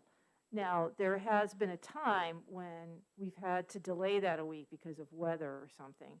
So are you saying that the town, the voters, would have to approve the first parade, but then they'd have to approve the rescheduling? If you're talking about the Little League people are asking for the road to be closed? Yes. Right, okay. So this wouldn't cover if it was like a holiday parade because it's the town is not issuing themselves a permit, right? This is closure from a requested third party, like a private party. And so you are allowed, if you see on lines like 21, 20 to 25 of the bill, or on the first page, you can you can set a time frame, you could set a number of days. You don't have to say it has to be, you know, Tuesday the 14th, you know, every year. It could be, you know, you're allowed to close this road one day per year, right? And so it wouldn't matter which day they chose. It would just be, it would be a maximum of one day, for example. But you could also, I mean, the townspeople could also say, we're okay with you closing it for up to 7 days, you know, or something like that. And it would be, you know, then that, so what the townspeople are doing are saying, okay, we're going to put this road in the hands of the legislative, or in the hands of the governing body, or oftentimes it's going to be the town manager or that's actually issuing the permits. And they would have the flexibility to say, okay, we're going to do one day this day, one day that day. And then if there are requests for, you know, 8 days and they're only allowed to issue 7 days, then they would have to refuse that 8th day. Okay, thank you. Yeah.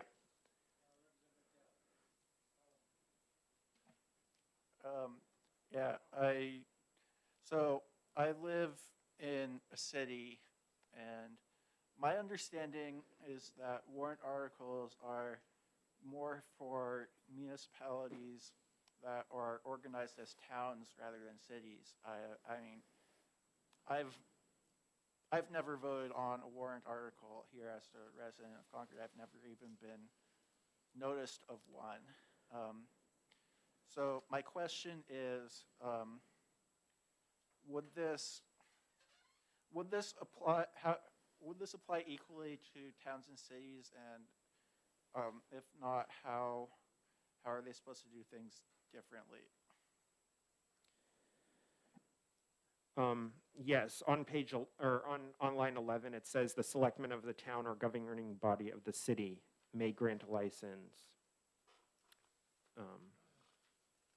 So yes, it would cover cities, and there would,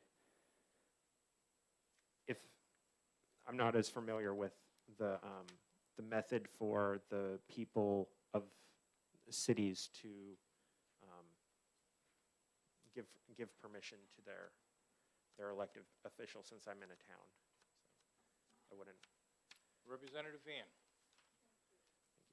Thank you, Chairman, and thank you, Representative Yokela. The question that I always have when we get a bill is, what's the problem that this bill is trying to solve? Do we have a problem with towns arbitrarily closing roads all the time and making it inconvenient for people? What is the problem that this bill is trying to solve? Thank you. So I guess I'll answer it this way. I think that the closure of roads without the approval of the people is essentially taking their money for roads and using it for another purpose. And so it's essentially fraud. And while it may be an annoyance to some people that this road is closed, you know, for one day, they may not, it may not rise to the level that they are going to make a big stink out of it every year. But if they were empowered to set guidelines for the town, they would be interested in doing so. From the comments that I have heard after submitting the bill, that people do get annoyed by the roads being closed. So I think that's, I'm not sure that it rises to the level of, like, I'm going to vote you out kind of a thing. But yeah, thank you. Representative Majori. Thank you, Mr. Chair, and thank you, Representative, for taking my question. So as I understand the bill, you need to, in that warrant article, you need to declare the roads and sidewalks that are going to be closed. So for instance, in my town where we have a race, which happens to be in a village district, which is just funny, but anyway, we would need to say we're going to close road A, B, and so we're looking for approval for A, B, C, and D, but we also have alternate routes just in case something happens Right. based on the area. So we would need to delineate all the potential roads to cover ourselves. Is that correct? Yes. You would just say, I mean, you could have the list every single road in town if you were okay with every single road being closed. It's up to the town. They can do whatever they want in their town, right? So, Thank you. Representative Cleek. Thank you, Mr. Chair, and thank you, Representative, for taking my call. You made a comment about that, when Representative Van asked a question about what was the problem he's trying to solve, you said, made some kind of comment about they take money for road closure and use that money for another purpose, and therefore it being fraud. I don't know if I quite understood that, but don't we kind of do this all the time? For like parking meters, we use it for another thing, for lottery fund, we do it for other things and so on. I mean, we set up these funds, sources, these revenue sources to, did I understand you correctly? I apologize. thank you for the question. Obviously, we're not taking money for road closures. We're taking money for paving of roads, and we have, I mean, in my town, we have warrant articles often, or even in the budget for road paving. And that, the reason that you have roads is so that people can travel, not so that they can be closed off. Like, obviously, if it's for safety or maintenance, those are already allowed in this bill. This is closure by a request of some person, or a group, saying, I want, Main Street closed for me so that I can, have a cat parade or something like that, right? And if the town is okay with that, that's fine. But I think the town should have a say in whether or not they're closing off Main Street, for whatever reason. One follow-up? Yes, just a quick follow-up. I guess I go back to Representative Fan's question, is that, so if they closed it for one day for a cat parade, I know they probably wouldn't, but if they did for a cat parade, you're saying that the money that was used to pave that road is being used incorrectly, even though on the 364 days, people are traveling on that? Is that what you're Right, trying to say? the townspeople should have the ability to use the roads that they paid for, right? If they're not, if they're being hindered from that, that's without, a say in the process. That is a problem I see. Thank you. Thank you. Representative Staples. Thank you, Mr. Chair, and thank you, Representative, for taking my Thank you. question. Going back to what is the problem that needs to be solved in the existing statute, it limits the term of the license already to a very short time. So I'm wondering, is it really that much of a problem to close a road? And last night at our city council meeting in Lebanon, we actually had this discussion about closing off a street for a period of some years so that a restaurant could have outdoor seating during the summer. And the vote was yes, because the city needs the revenue that the restaurant produces. So you may be closing off one avenue, so to speak, and closing off more inadvertently by doing this. Do you think that could be an unintended outcome? It sounds like your town is giving, or city is giving the people some say in whether the roads are closing. So I think that's actually unusual, but I don't think that would be limited by this, because you would still be able to do that. Representative, do you care to take any more questions? I really have to go, so I'm already 5 minutes late. I'm not sure if they are running on time, so. Okay. Thank you you. for your testimony. Thank you, absolutely. Bye-bye. Sorry. Okay.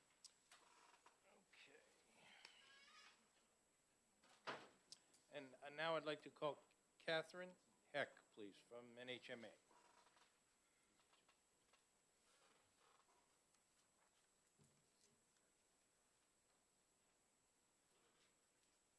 Good morning again.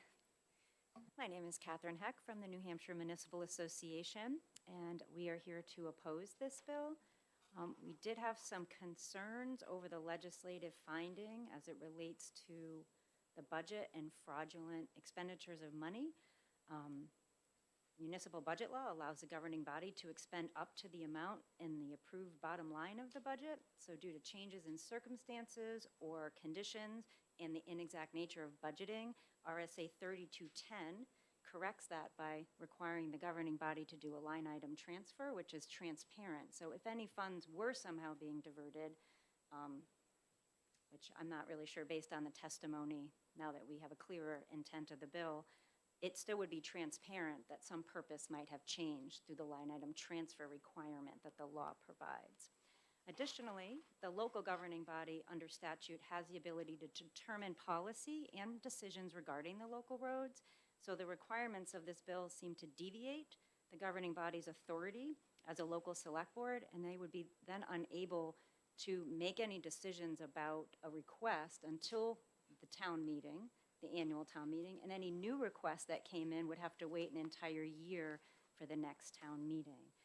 So this bill removes local authority that's already granted to the governing body to make such decisions, and it is our understanding that the governing body would have a permitting process, whether it be through the select board or perhaps a town manager, that would set forth clear guidelines, and that would be open and available to the public to weigh in on. So thank you. Are there any questions for the witness? Representative Van. Thank you, Chairman. Thank you. So is it your understanding that the allegation is here, let's use round numbers, I pay $100 a year for the portion, my tax portion of maintaining the roads. And if you keep me from driving on this road, then you have stolen 1/365th of the $100 that I paid for the road. I cannot presume the sponsor's intent, but it appeared that that was what he was indicating. Thank you. Representative Gutzer, did you want to direct your question to this witness? What's that? Okay. Anybody else would like to, a question to testify? Fire? Thank you very much. Thank you for the opportunity to speak. Does anybody else want to testify on this bill? I'm going to close the hearing on House Bill 1267, and I'll ask for the blue sheet.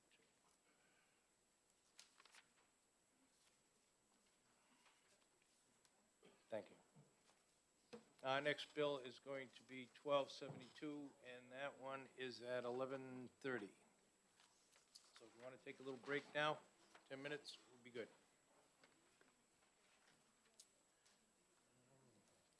Catherine Heck is opposed to it. Okay? Juliet, which is in the corner, she is? Okay, and, Notch, I see him here. Okay. That's for you.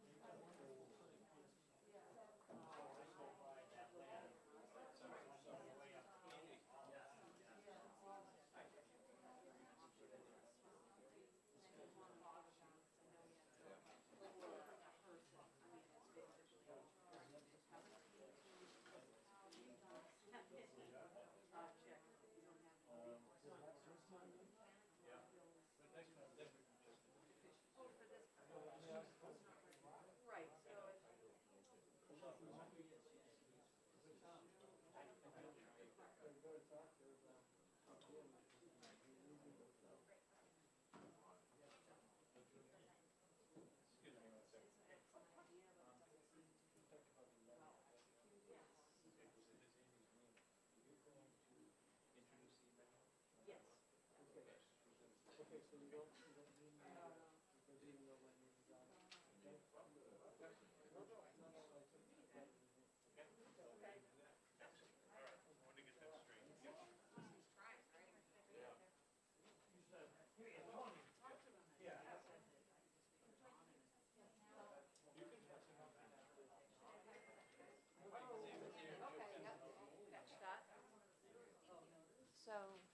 did you get your handout?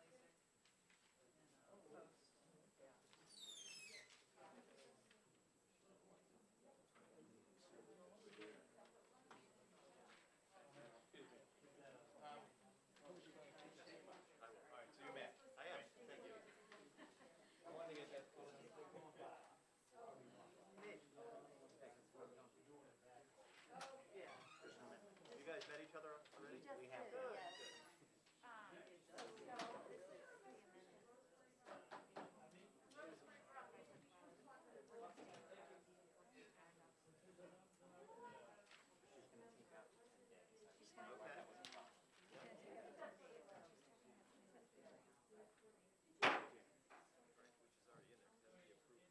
Hearing on House Bill 1272,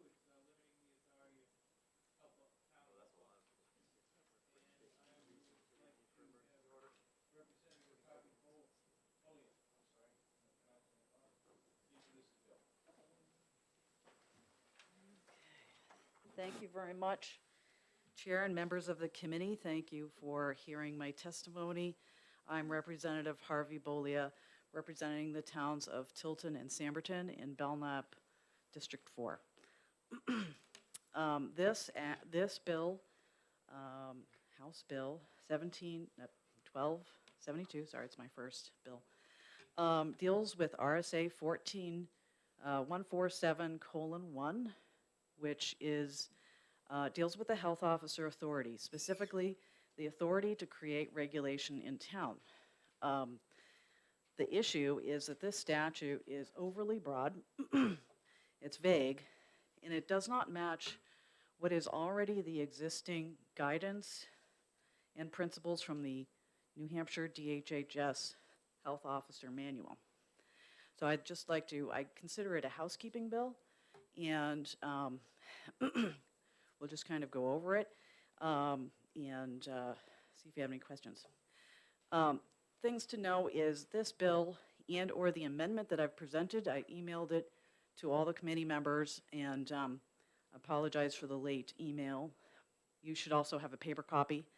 Will fix the issue, and it does not impact in any way the current duties and authorities of the health officer in their day-to-day regulate, what they are doing from day to day in towns. Briefly, what does a health officer do? Firstly, a health officer has 3 hours of required training, as far as I know, to become a health officer in a town. I have included the role of the health officer, which you should see in your packet of information, which is taken from the DHHS website, and also a subsection of that manual, which is communicable or infectious diseases. But in short, the health officer does do a lot of things. I'm somewhat familiar with it. But everything from bed bugs to dealing with housing, restaurant safety, food safety, nuisances, what they call nuisances, septic drains, any kind of pests, rodents. It's a big list, so I can understand why when this certain portion of the health officer regulation was written, that it was written as follows, and if you indulge me, it is just a certain portion of the health officer statute. And it says, the health officers of towns may make regulations for the prevention and removal of nuisances and such other regulations relating to the public health as in their judgment the health and safety of the people require. A little open-ended So, and then it, describes how that's done, which will take effect when approved by the selectmen, recorded by the town clerk, and published in some newspaper, printed in the town, or when copies have been posted in 2 or more public places in town. There's no requirement for a public hearing. Usually, as far as I know, when you make ordinances and regulation in town, the legislative body of the town gets to have a say in that. So I assume they mean emergency. This is pertaining to emergencies. So in my research, I have found that the state of Vermont has quite a bit a more robust language here that provides for some grievance for somebody who may have had an ordinance passed, say, against their property specifically, or for the public to have some sort of check. So there's no check here is the problem. So let me see my notes here. Okay. So I have I've got the amendment here, and I understand that the NHMA is not happy with some of this, but I am willing to change it. So what I did was take, if you look at your amendment, sections B and C are verbatim from the Vermont Health Officer Code. It kind of limits it and clarifies what it is that the health officer may do. It pertains to emergency health orders, which is why what I assume that they meant by 147 here. And then in section C, it says, a person to whom an emergency health order is directed shall be given the opportunity for a hearing within 5 business days of the issuance of such an order. A person who is in full compliance with the emergency health order may request and shall be granted an extension of this hearing date if the emergency order was issued by the Commissioner of Health and Human Services under RSA 147:2. Such a hearing shall be in front of the Commissioner, et cetera, et cetera. So there is an opportunity for rebuttal, because in theory, an ordinance could be passed that is directed at someone's property. And so some recourse should be given. The next thing that I've done is, in this amendment, is take language that is directly from the role of the health officer, guidance from the health officer manual that is online, and it specifies what sort of things. So you'll see under number 6, what sort of things the health officer may pass ordinance about or regulation about: garbage, insects, unsanitary living conditions, rodents, and safe drinking water inspections. So that is taken directly from the health officer manual on page 3 under RSA 147:3. So it's already, so these are items that have added that are already in the manual. So to get on to communicable diseases and their role in all of this. According to the communicable diseases or infectious diseases part of the manual, and you've seen that I highlighted in yellow, the role of the health officer is always to support the commissioner. They shall report to the commissioner about communicable disease. They shall, under RSA 141-C:5, assist the commissioner of DHHS, may assist the DPHS, Infectious Disease Control Program, may assist the program with the control of identified illness. It's assisting, but not solving communicable disease problems for the town. They don't have the training for that, but working with the commissioner is perfectly appropriate. in this case. So I think I'll take some questions.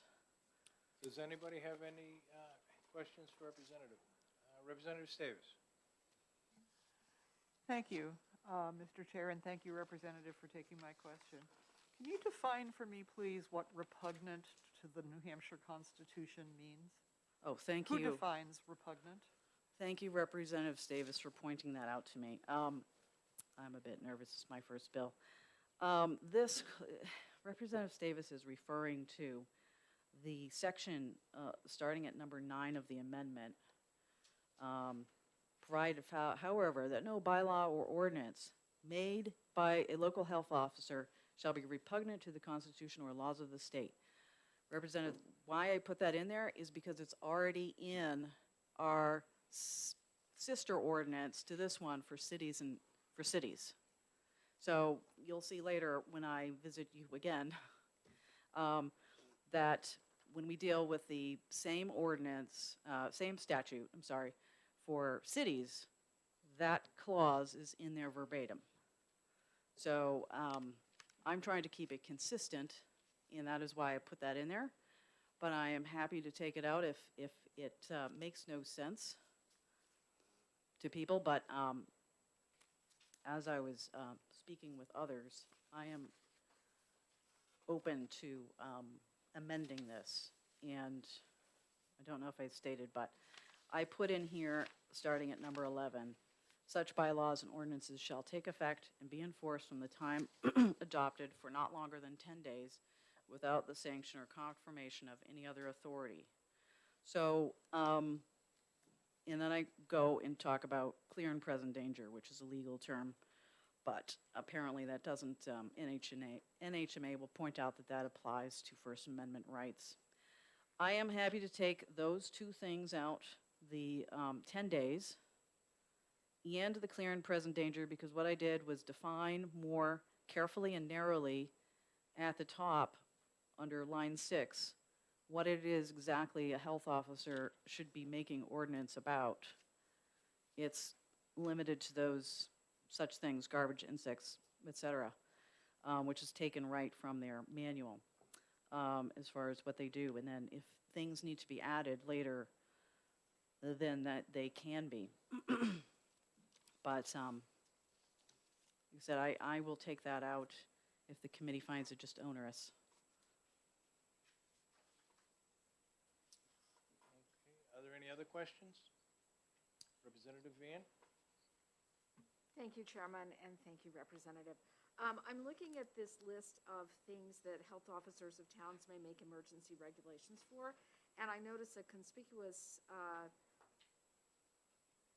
thing missing, which is communicable disease. Is that intentional? I'm sorry, Representative, are you? I'm What are you looking at at? line 6. Oh, line 6, okay. Where it says that health officers of towns may make emergency regulations for the prevention and removal of nuisances, such as garbage, insects, unsanitary living conditions, rodents, and safe drinking water inspections. But it looks to me like the communicable diseases is part of this in the handbook. So is the elimination of communicable diseases intentional here? Thank you for the question, Representative Van. It is only intentional in that it conflicts already with the health officer manual, which does not state anywhere that a health officer may make regulations for a town about communicable diseases, but has a supportive role to the commissioner, as you would expect a small town to have. A city may be different. Now, the cities have a whole separate, different set of, they have boards of health, and it's a more robust system. But from what I see, small towns aren't set up for the management of regulating townspeople. In addition, not just regulating, but without any sort of public hearing or any kind of check or balance whatsoever. And so there's a possibility to put in here communicable diseases in some way, but tell me what way that would be, because it's not exactly clear how far they can go. Thank you. So I hope that answers your question. Representative Majori. Thank you, Mr. Chair. I think Representative Cleaver's before me. You do, okay. Thank you. I'm mistaken, sorry about that. That's okay. Thank you so much, both of you, and thank you, Representative, for taking my question. In the information that we got from the Department of Health and Human Services, one of the comments, and I'm going to preface this with, and I will ask a follow-up question, do you not feel that being this specific of naming these items, that there could be unintended consequences of something that we forget, such as what was put in the letter that you probably have not seen it, but it says failure of septic tank is another common nuisance that may spread from one property to another, creating a health hazard that can affect water and air quality. So by being so specific of listing what the quote-unquote nuisances are, that we could forget something and in the end have an unintended consequences by this. Thank you for the question, Representative. The issue is that you can have an unintended consequence from giving the health officer godlike powers to pass any regulation whatsoever. And if you read it carefully, in any other regulations relating to public health as their judgment, the people require, that's extremely broad. But to your point, though, septic issues are something that health officers deal with all the time, and it's already in their purview to deal with those issues on a case-by-case basis. This ordinance, this section of amending this part only deals with them passing an ordinance which would affect the entire town, but it doesn't prevent them from dealing with septic issues, which they do every single day. And it's already in the statutes elsewhere, how they deal with that. It's a state statute that they would be enforcing. Go ahead with your follow-up. Yes, and I'll try to make it quick. I guess if it's in the statute, I understand what you're saying, but I have a concern that we have this letter that basically says that this is omitted and that this is part of what they define as a nuisance. So I guess my question is, should it not also be listed under your nuisances? And then again, because they brought this up, the unintended consequences of limiting what they could possibly do if something like this came up. Well, I thank you very much. I believe unsanitary living conditions would cover septic. Well, thank you. Thanks. Are there any other questions? Ms. Majori? Thank you, Mr. Chair. I don't know that I've properly formed this question, but I'm having a hard time reconciling the word emergency with all of the other definitions that we have, all the other instances that we have drafted here, or that you have come up with here. So, by who is defining, what agency, what anybody, who is defining the word emergency? And how is it reconciled against garbage, for instance, and insects? For instance, I think of a bill that we just heard this morning about composting, and if for some reason, if that bill would have passed and we would have pests, would that be an emergency situation? I just don't, I'm trying to figure out how they will define if that's an emergency. Sorry that it's not a mature question. I haven't formulated it in my head yet. Thank you, Representative. I guess it doesn't matter if that word emergency is in there or not. But I was taking it, I guess what I did was I took it from Vermont's regulations to make it so that people can understand why sort of the usual route for passing a town ordinance would be superseded by this shortcut. it does makes no difference whether it's in there or not, because it's a way, it's a method for regulation to be passed, whether it's, you call it an emergency. Some people may call it an emergency, others may say, where's the emergency?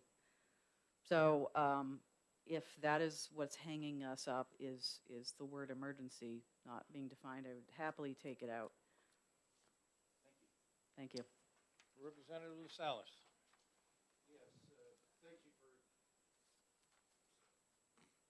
Yes, thank you for taking my question. Would this bill have any implications, considering our current status of, previously we had a health emergency declared by the governor in the state of New Hampshire because of COVID. Could a person who is a health officer, for instance, unilaterally declare some sort of health emergency and, for instance, require everyone to wear masks 24 hours a day, that sort of thing? Would this have those implications? Thank you, Representative. I believe that's what this bill is, an amendment, is seeking to prevent. One of the things, but not, I don't see, and on a personal note, I don't have any issue with the mask mandates that are in place now. It's really not about that, but about perhaps curfews, or I don't want to list all the things, but if you look at the state of Massachusetts website, you'll have different types of mask ordinances in different towns and cities that change from day to day. We have 2 or 3 towns already that have mask ordinances, that had them, that canceled them, that are bringing them back. I've gone to the website and I can't even find the mask ordinance on the town of Hanover's website, so I wouldn't know if I was visiting whether I needed to wear a mask. It's not even on there. So that is why we're not a home rule state, ladies and gentlemen. We're seeking to avoid piecemeal regulation town to town. We've carved out an exception for cities, which have a Board of Health, and they have a separate RSA that deals with just this, which we can address later, that they have more broad powers to regulate their own city. They have a Board of Health, et cetera. But as far as all the smaller towns, isn't it somewhat of a nightmare to have different ordinances all across the town when we have a governor who can declare a state of emergency and a mask mandate, for instance? And that is just one example. I certainly don't want to limit this discussion to just masks, because it is certainly not about that, but about something that we should think about for the next 100 years as far as what sort of things we want them to address. And I would suggest that the health officer would be grateful not to have to be responsible for communicable diseases in their community, given their limited training. I hope that answers that. Representative Klee. Thank you, Mr. Chairman.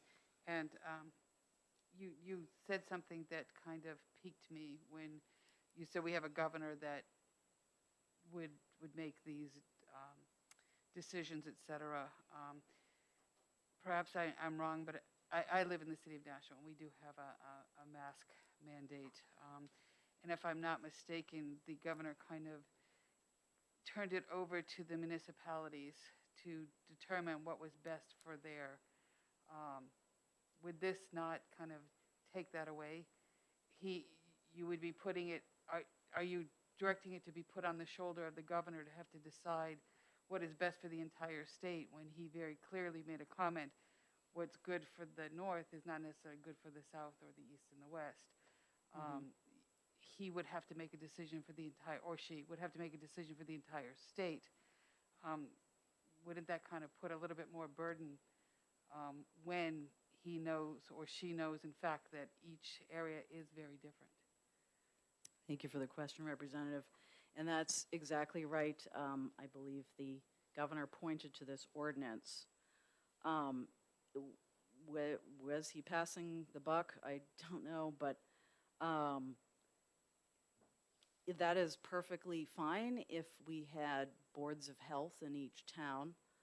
The problem, again, is that there's no limit to what sort of things, how far they can take any mandate. And I'm not talking about just mask mandate, but any health mandate, curfews or vaccine mandates.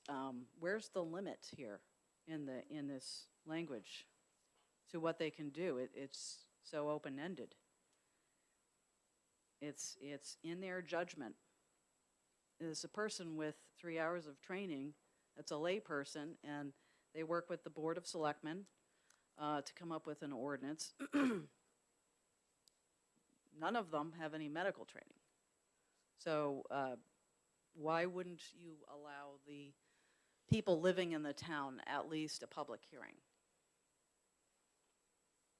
Thank you. Representative Davis. Thank you, Mr. Chair, and thank you for taking my follow-up question. In how many communities in New Hampshire are there health officers with relatively little to no medical training? Do you have those statistics? No, I don't. I just know of the ones that I know of offhand, anecdotally. One follow-up? Thank you for taking my follow-up. Then can you tell me upon what basis you make the statement that town health officers have limited training or none at all? Representative, thank you. I would like to clarify that I did not say that they have no training at all, but they have 3 hours of training, and it's to address what's in this manual. And what's in this manual clearly states that what the commissioner and DHHS would like them to do is support the health officer liaison unit. It's all over here, spelled out. I don't know how much more clearly it has to be, but it's all about assisting. I don't know why we wouldn't have. We have an epidemiologist. We have a State Department, and they have experts, and they're well aware. They have medical doctors that can tell us if we need what we need, and I would like to defer to them. Okay, Representative Rung. Thank you, Representative, and thank you for taking my question.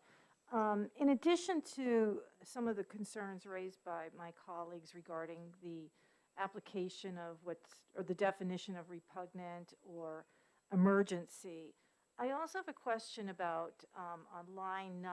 It says, without the sanction or confirmation of any other authority. Is that local authority, elected authority, appointed authority, state authority, national authority? It seems as though that would really allow the health officer to, are they defining who their authority is? Oh, thank you, Representative Rung. I have highlighted in yellow. I hope your copy also has it highlighted in yellow. I meant to remove that, and I'm terribly sorry. But I sent it off, and I did not remove that. But it is my intention to remove this because it is vague, and I basically put it in originally as a placekeeping when I first wrote the bill. But I aim to take that out. And as I stated before, I can also take out the repugnant to the Constitution. We could take that out, but I just really, the only reason why I put that in there is to be consistent with the other ordinance about cities and towns. To me, it's irregardless, but the stuff in yellow that I highlighted, I will take out. Sorry about that. Representative Majori. You had a question? I think so. Thank you, Mr. Chair, and thank you again for taking another question. I understand Part A parent A, about controlling the ability for creating that ordinance. I get that. And I understand B and C, parents B and parent C, about issuing the order and then having recourse. What I'm trying to reconcile, and hoping there's an easy answer that I'm missing, is why are they all together? Aren't those kind of separate things? Because an order for an emergent problem may be isolated, but the top portion of this seems to be more focused on what may be a more general emergency. Does that make any sense? Could these be parsed into two separate issues or two separate amendments? I don't see a problem with that, Representative. Yeah. Thank you. Okay, are there any other questions? Because there are other people that do have to testify, and I think that this representative has been through quite a bit here. So, we all set? Thank you very much. Thank you very much. And I'm going to call Natch Grace from the New Hampshire Municipal Authority.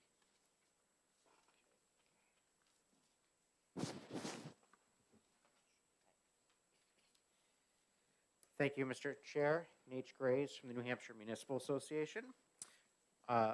We oppose the bill as originally written, and the amendment I haven't had time to look at, but my belief is I would, at least as written, we're opposing it. My understanding from the sponsor's testimony today is that she intends to remove essentially the bolded italic portion beginning in line 9 with provided through line 14 ending with clear and present danger. If you've read my written testimony, that was much of what we objected to, as that was basically the original bill. So I do want to address a couple other issues that have come up today. I agree that the phrase emergency doesn't make much sense in this statute. As this committee will probably recall, last year we had House Bill 79, which was a fairly extensive rewrite of the health officer statutes. In part, it imposed that 3-hour training requirement. And it was really done in response to some long-term issues that had been identified both on the health officer side and on DHHS's side, in order to make those two basic units of government function better together. And really, the local health officer's authority to issue any regulations relating to the public health, as in their judgment, the health and safety that people require, is designed to address local issues. So statewide issues are obviously addressed by the legislature and by rulemaking authority at DHHS, but local issues such as bed bug infestations or, bears getting into garbage cans, et cetera, they don't require a state response, they require a local response. And therefore, this is a broad statute, and it gives local authorities the authority to deal with those local issues. As far as the limiting of the scope of that authority is, I think it's possible that we could be overlooking some issues, and I believe DHHS's letter pointed that out. That's certainly a concern, because I don't know all possible issues that might come up that a local health officer would have to deal with.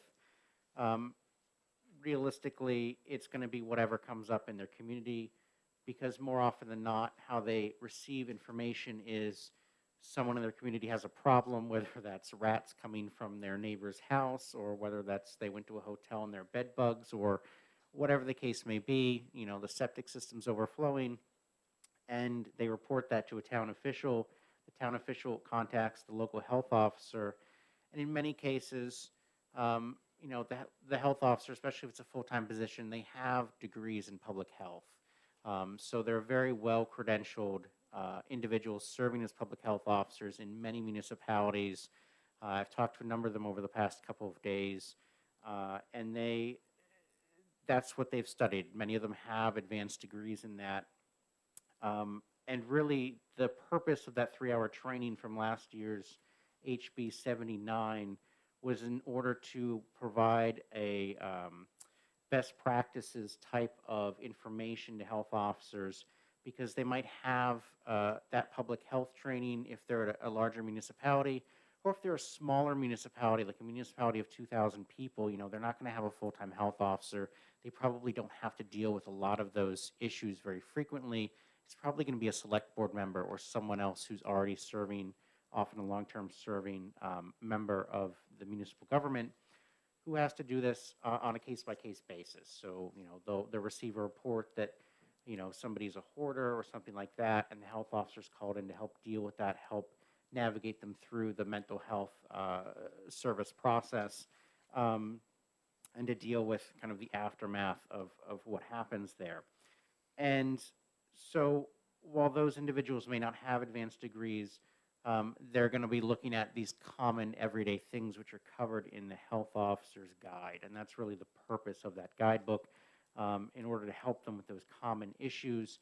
And of course, since we have revised the statutes, they now have a better and more robust ability to contact DHHS experts there, as well as health officers in other municipalities, to ask for best practices and advice. So I don't think it's necessary to change that authority. As far as Representative Majority's question about subsections B and C, it appears like one of the focuses of this amendment is to deal with some sort of emergency health order that might be issued through a state, like a quarantine order or something like that. That's not something a local health officer would do. They might be directed by DHHS to assist in some capacity, and there are other statutes related to that, but that's not something they would do on their own. It's not something that would be appropriate to be addressed in this statute. I'm happy to take questions. Are there any questions from Mr. Graves?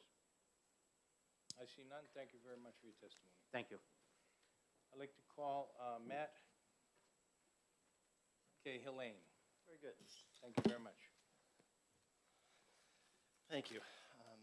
Good morning, Chairman Dolan and members of the committee. My name is Matt Cahalane, and I represent DHHS Division of Public Health Services. As a brief background, I have a few decades of experience in public health inspections and training. I now supervise a small program that provides technical assistance to one part-time person who provides support for over 300 health officers across the state.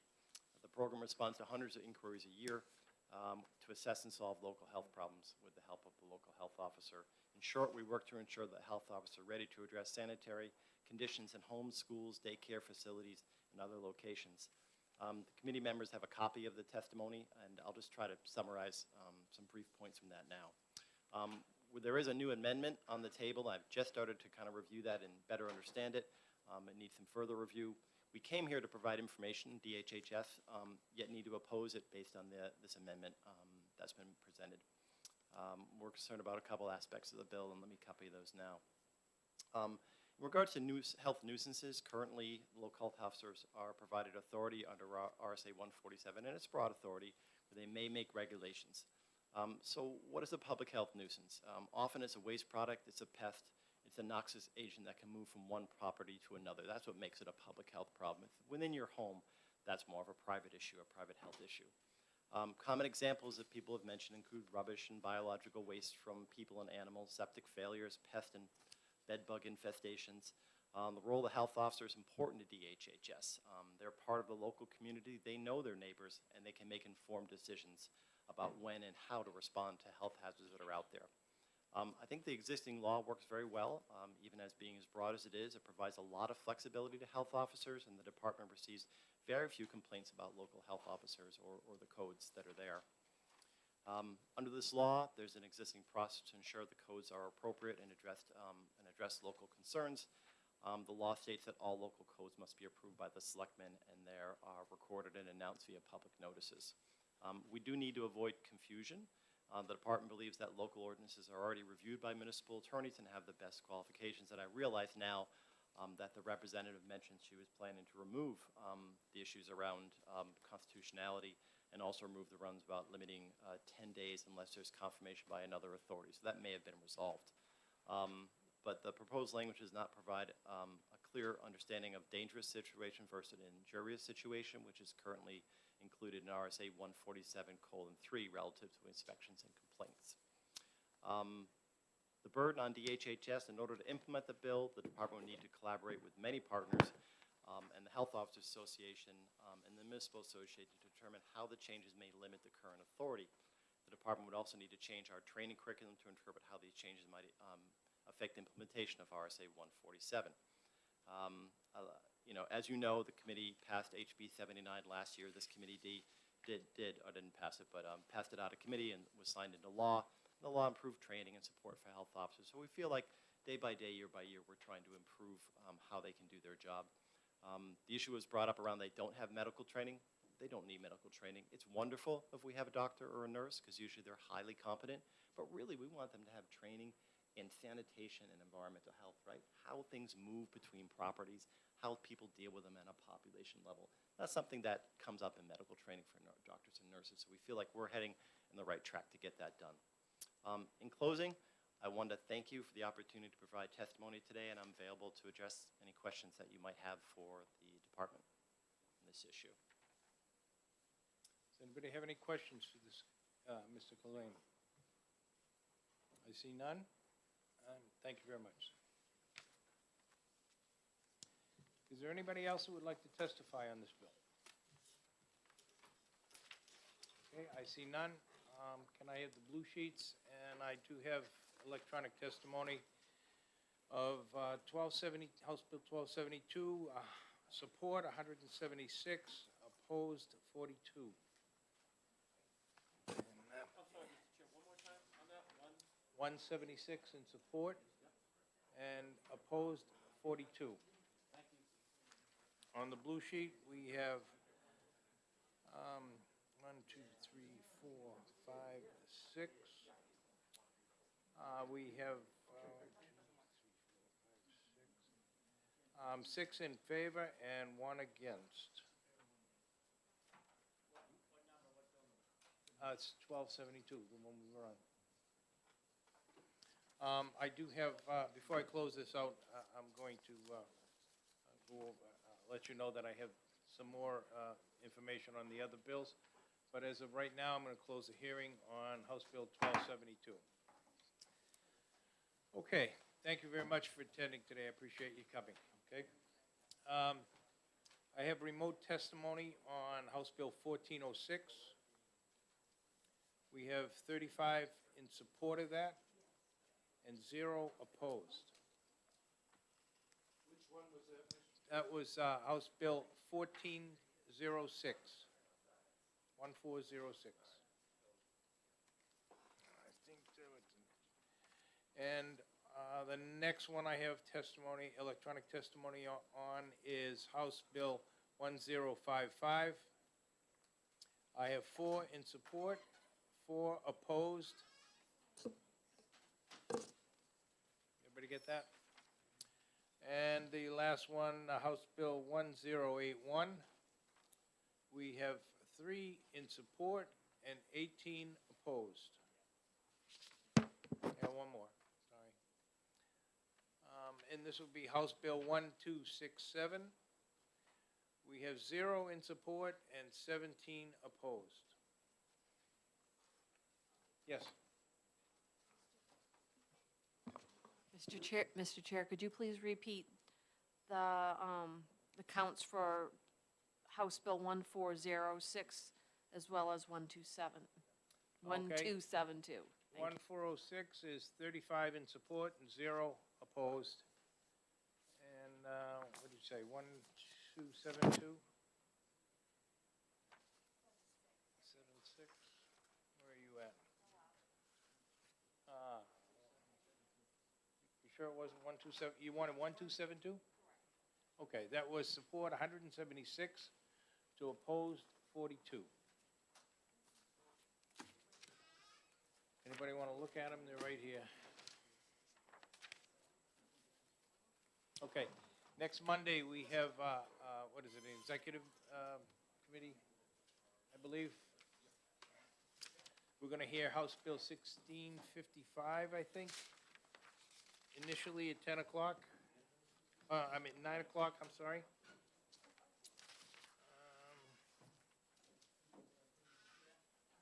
Yes, House Bill 1665 at 9 o'clock, and then 10 o'clock, we're going to have executive Mr. Chairman?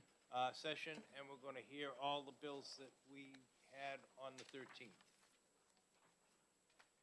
House Bill 1069, did you have a count on that one? 1069? Let's see. Alrighty. I don't know. Let's see.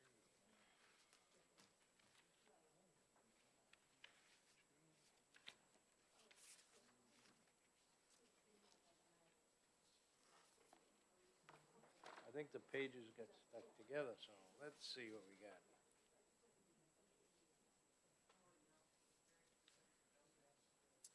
Oh, 1069, oh, yeah, this is support on 1069 is 0, and opposed 2. That's it.